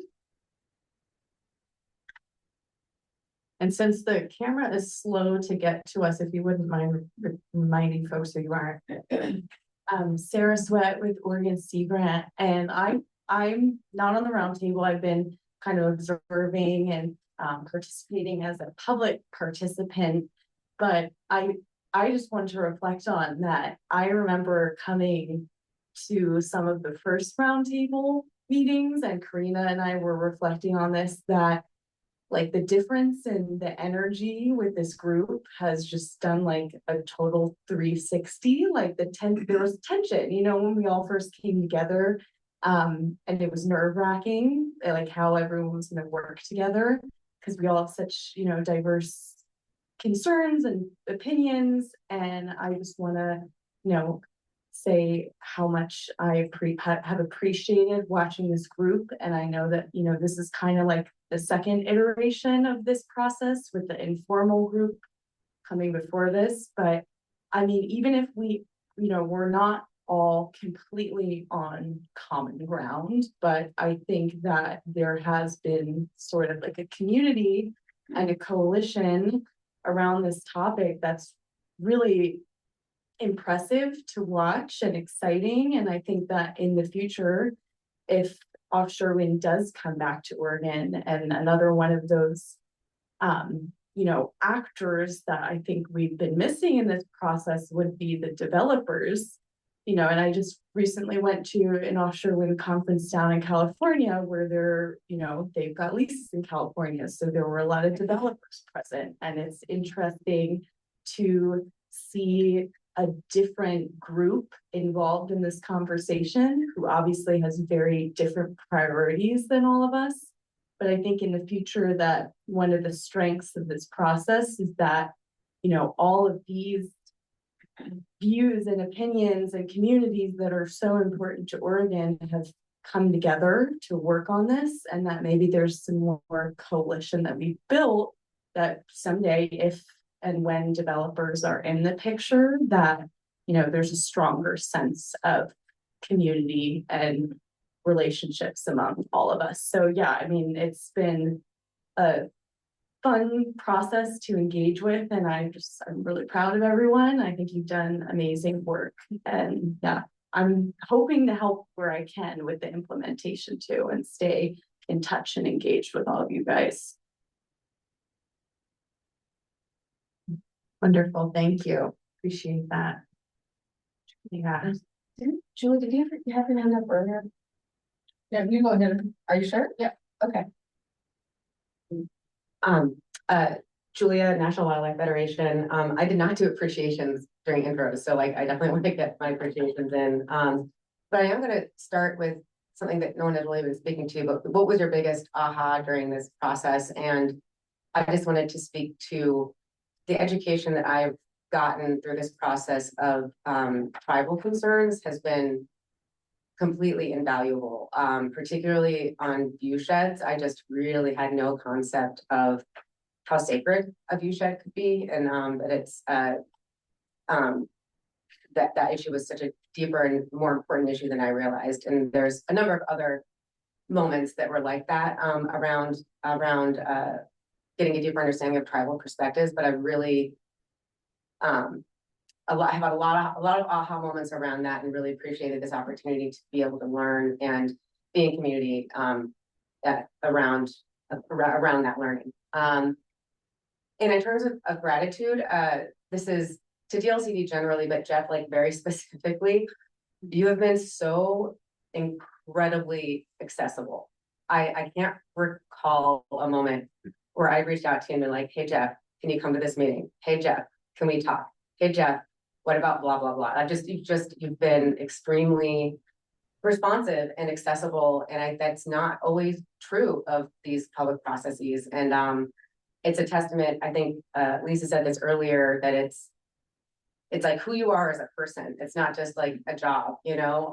You put a lot of yourself into this process, and it shows. And I think it's a better product because of that. And I think, and these relationships are strong, I think in a large part because of what you've modeled for all of us. So anyway, I just really want to have a huge amount of appreciation for your steadfastness, your commitment, your accessibility, your transparency. It's just, I think this is a lot of the positive things that people are saying is a product of the environment that you've created. So thank you for that. And yeah, I think I've spoken all day, every day, but especially this meeting about what I'd like to see moving forward. So I don't think I need to speak to that, but I just wanted to express gratitude to everybody in the room as well for leaning in and building this together. It's been a really incredible experience.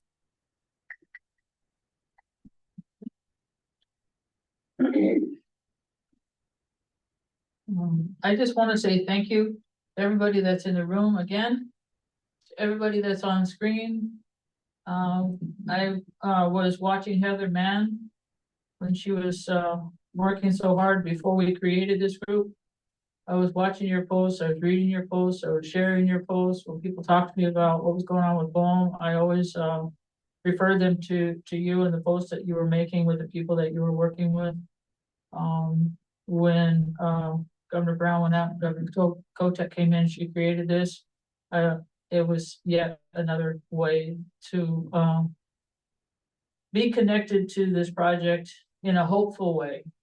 You asked for something that a hope that was realized. I said it several times today, that you included us. And not just the Confederate Tribes of the Kuzla or Umpqua, so I'm sure that the Coquille were in on it. I'm sure the Celeste were in on it. Whether they were there every day or not is another matter, but you included all of us. You recognize us as nations, as separate tribes. You listened to us, whether it was in an email, whether it was in a text, whether it was in a phone call, or whether it was in person in a meeting. And you took that information back and you mixed it in with all the other information that everybody else has been giving you. And humbly thank you for that. The AHA is a great number of voices that have been included in this process. I'm so thankful that I've been allowed to be a part of it and to listen to everybody that's coming from all these different expert ways and means that everybody's come here together today. It's just incredible. I'm so thankful.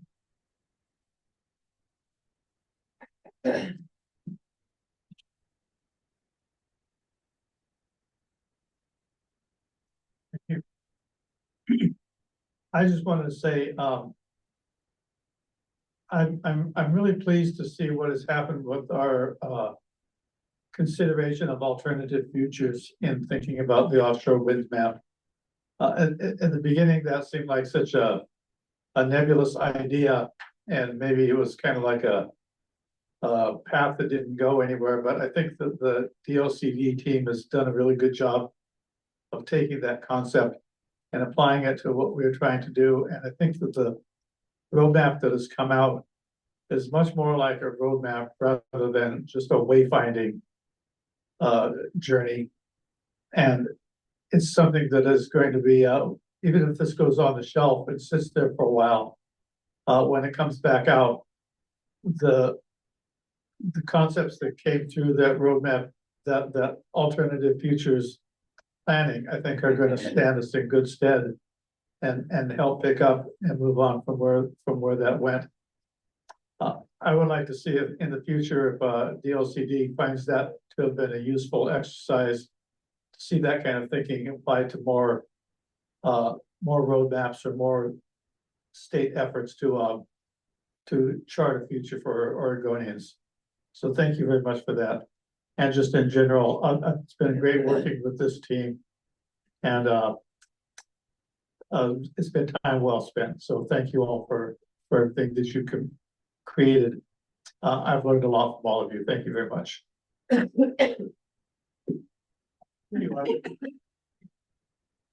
Thank you. All right, I'm gonna scan the Zoom, scan the room. Yeah. Carrie Silva. My aha moment is I was very quiet in the beginning. I'm still I'm still a little bit quiet, although I can write a letter, I can write a comment. I'm pretty good at that. So I think that's my best virtue of getting my word out and to make sure that fisheries have a voice in this process. And I've learned that it's okay to oppose and it's okay to be for offshore winds and come together and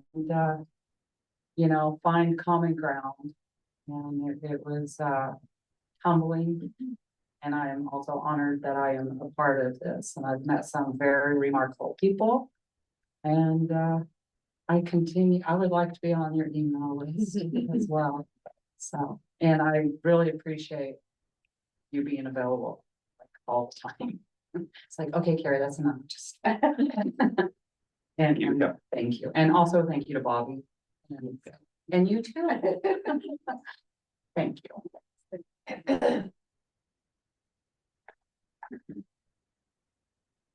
I don't think I really had an aha moment, but I do want to express my appreciation to the staff, both the state staff and the Oregon Solutions Group, because of all the processes I've been in over many years of working in on the fringes of state government and federal government, this process has been the most receptive to comments. And just the Jeff poring over every comment to respond. I can think back to the BOEM process where over and over and over, BOEM would say, we want your comments, we want your comments. And you'd give the comments, and then there'd be just nothing. And you'd see no change, no evidence that they ever did anything, but got tossed in the trash. And this is a process where you feel like if you make a comment, it gets heard, it gets listened. So I just want to express my appreciation to everybody involved on that account. That it's just tremendous to see that you listen to what people say.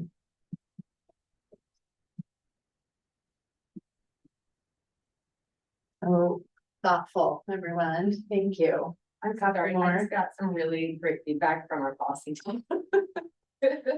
No, like in a good way. We actually did have her hand up, then Whatever. then you can hand over the joy. Oh, yeah. Yeah, I guess an aha moment that I had was that we can all get along and have common ground. Like I think coming into some of these offshore wind spaces, I know several of us were working on the campaign to stop Jordan Cove LNG, and there was a lot of contention of like, environment versus jobs, and coming into this space, I mean, there's some individuals that have yelled at me at the past that we were able to talk and have conversations and build common ground. And there's some of those folks I would consider as friends today, which before this process, I may have not said so. And it just really showcases that's like, yeah, it doesn't have to be either or. We can have a conversation about the two working together. So, which like I often like talk and preach about in the work that I do at Road Climate, but to actually see it on paper or technically my screen, it's like, oh, whoa, there's still some nuances within that, but just in terms of like when we look at economic opportunities for our communities, it's like, oh, maybe like this could possibly work out. So been excited for that. And if you've ever been to any of my community events that I've hosted at Road Climate, when I think about this process, it reminds me something that I often like to say, that alone we know a little, and together we know a lot, because there's so many different perspectives and knowledge and backgrounds. And I love the people that are down to get into the hundreds of pages of studies that I will never read. I'll just say that right now. But if you do that, I appreciate that. And so on, everybody brings something different to the table. If it's, between lived and our work experiences. So just really, really appreciate that. And I'm also sitting here reflecting about, I know several of us have been involved in different dynamic issues across the state, that usually in spaces, I feel like I tend to be like, hey, what about the South Coast? What about the coast? Don't think about the coast last. And this is an opportunity that like really uplifted the coast first.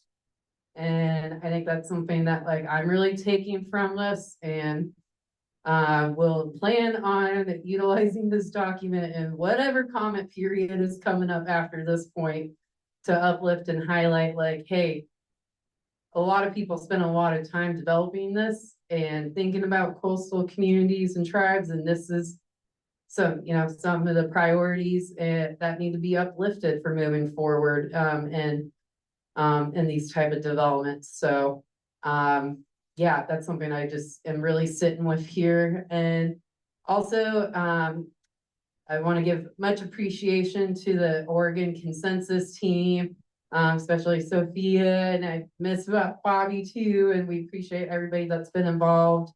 Also the DLCD team for leaning in, appreciate all the staff that have been involved. And just to echo what everybody else has said, Jeff, you deserve a service award or like whatever, like I don't know, I know we're not like in a monarchy, like you could be knighted, but like whatever the governor can do like that to just recognize like, hey, you're a state agency person that like actually cares. And I mean, not saying that the other DLCD people don't, sorry. But in an issue like this, just, you go the extra mile and beyond, and you didn't have to. That's the thing. You could have just stopped and been like, all right, we're done with the original deadline. Here's what we got. But because of that caring, this process has, I think, grown to be much more dynamic about that care. And that says a lot about your involvement, and also the other DLCD staff that have helped support too. So want to make sure everybody gets kudos. And so, yeah. So again, thank you everybody for this process. And it's been, it's been a ride. Thank you so much. Julia? Sorry, I keep on talking, but I asked for our policy folks to let me know if there's anything they wanted me to say, and I got responses over lunch and didn't see them until just a few minutes ago, but it's just like a laundry list of all the things they were just giddy about seeing in there, and I'm not gonna read it because it's a lot, but they were both, Shayna and Lucy were just like, extend our gratitude to Jeff for getting this nuance in there and all these additional details. So they were really impressed.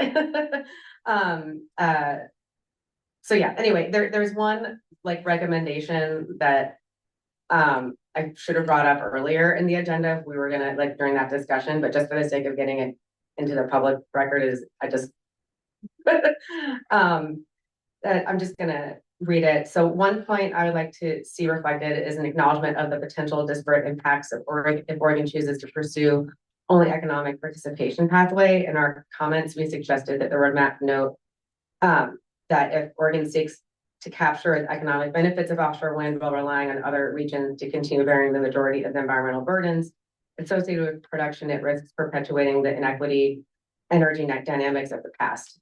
So that's the only thing that was noted. That was kind of something we brought up and like to maybe see in there. And I feel like we might have even had a discussion on this in a previous meeting. So, and it's not in there for a reason I'm not fully remembering, but overall, just glowing remarks about how impressed they are at your ability to synthesize just this huge amount of information in a way that pulls together into one cohesive document that we all feel, for the most part, really good about. I think that's what's clear from the input here. And that's, I feel like you just orchestrated like the largest group project in the history of ever. Like, you know, your teacher assigns you to a group project with like 5 people and it's like, how on earth can 5 people do this thing together? You did it with like 50 freaking people. So anyway, really impressive group project management, Jeff.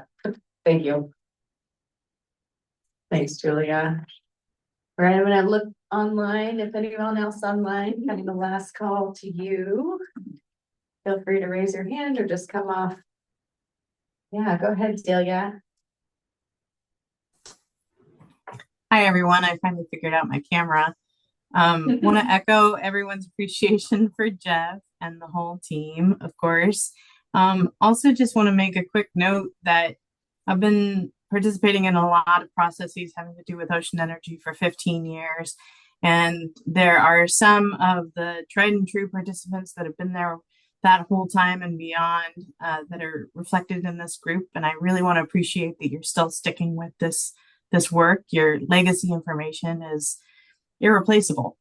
And also make a note of some new faces that I've met in this process. And that's really exciting because those of us who've been doing this for a while, eventually we retire or we move on to something else or we burn out. And, you know, so it takes new membership to see these processes evolve and improve. And so I think we have some amazing products, and that's largely due to Jeff and the team, but it's also due to you. So thank you, everyone. Thank you. Well said. Anyone else online?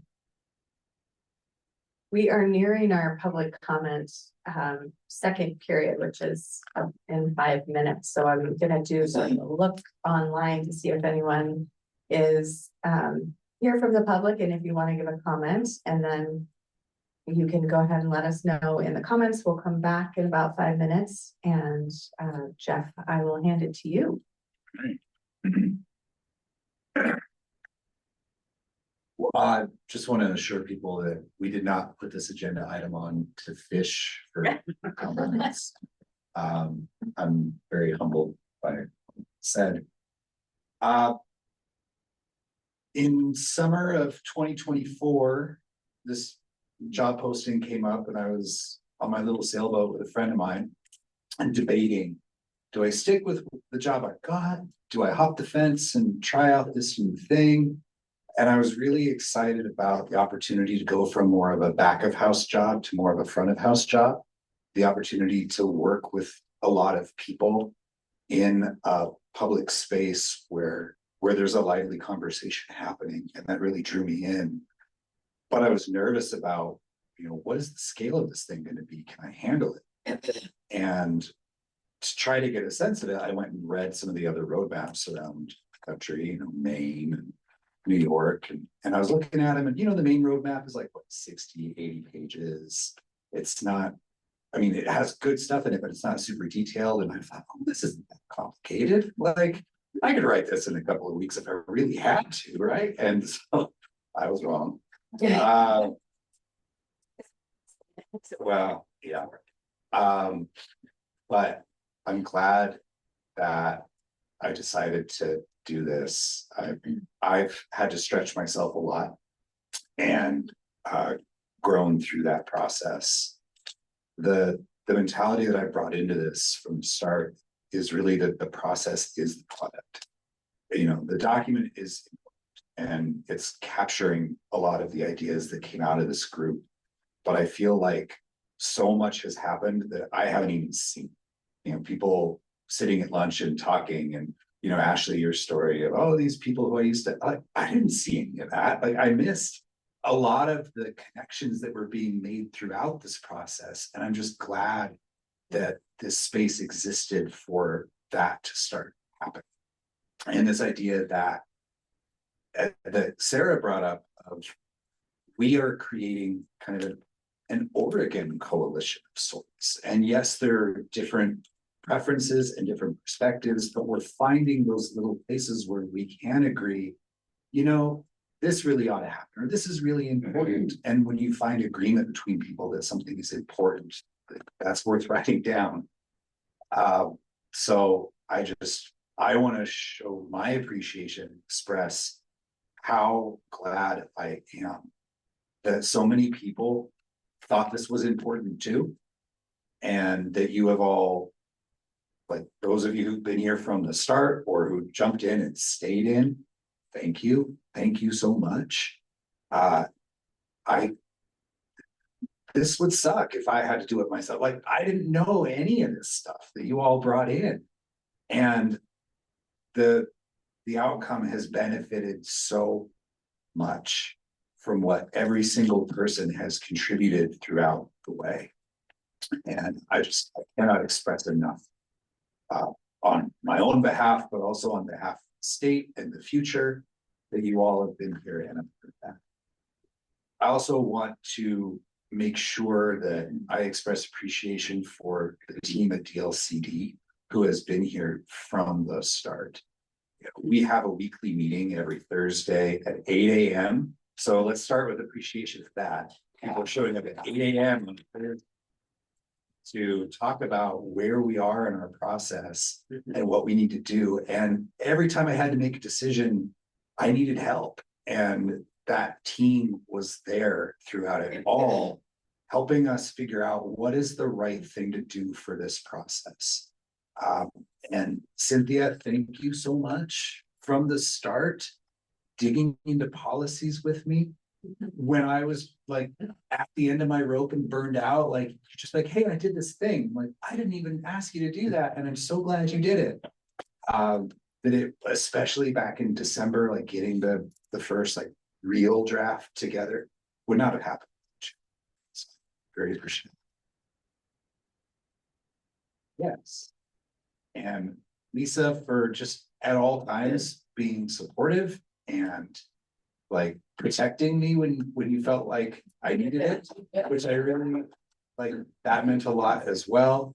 And being a voice of reason at times, because saying it's okay to move through this, or yeah. And Oregon Consensus team, this went smoothly. There was so much I didn't have to think about because of you, and that is such a gift that you were here, that you had history that I didn't have, that you helped to see what was around the corner and what we needed to be sensitive to that I didn't know, or just that we had places to be at all times to like make the venue for the conversation. I'm really grateful for that. So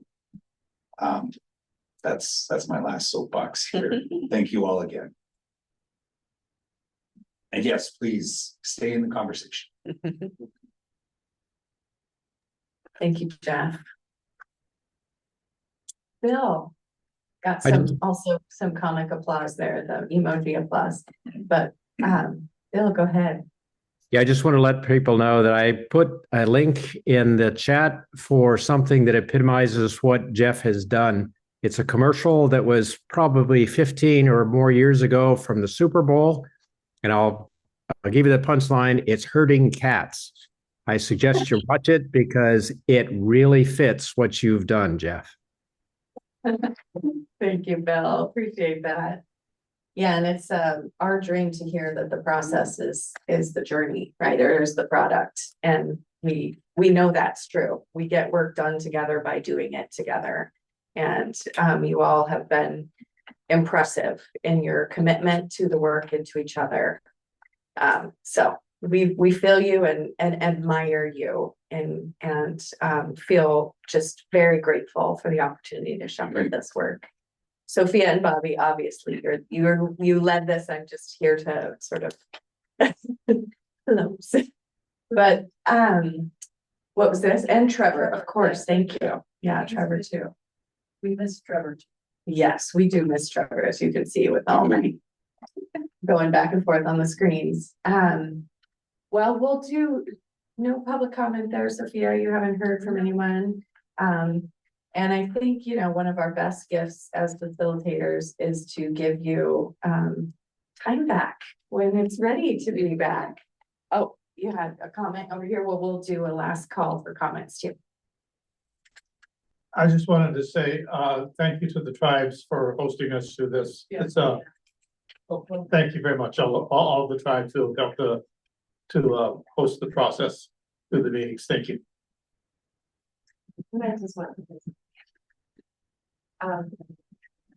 For me, has been an honor to work with all of you with some of you for the last three years, probably a little bit more, and with the rest of you for the last 2 years in this process. It has been great to learn from all of you and your knowledge, experience, and expertise that all of you share so in a very generous way. So I was impressed by that. And thank you, Jeff, for holding that knowledge, that experience and expertise and reflect that in the document that we have today. So I have mixed feelings because I'm gonna miss these meetings very much. Gonna miss you all.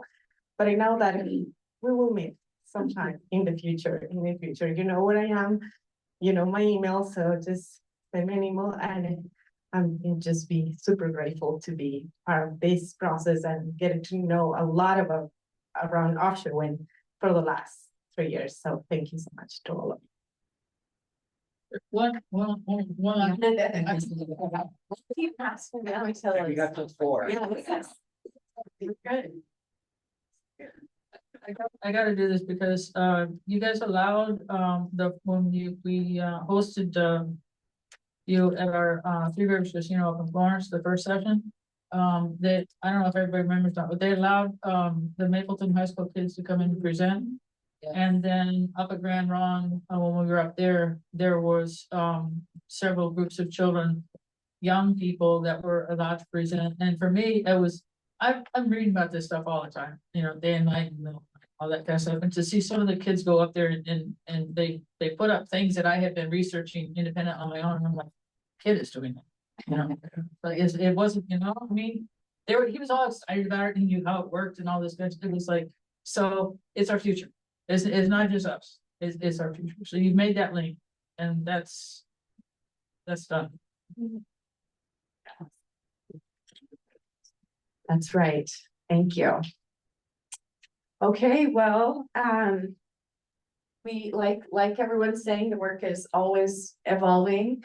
There will be an email list, it sounds like, and you'll hear what the next steps are from DLCD. And just, so much gratitude to everyone. And for those online, we'll close the Zoom and we'll see you in future meetings. Bye.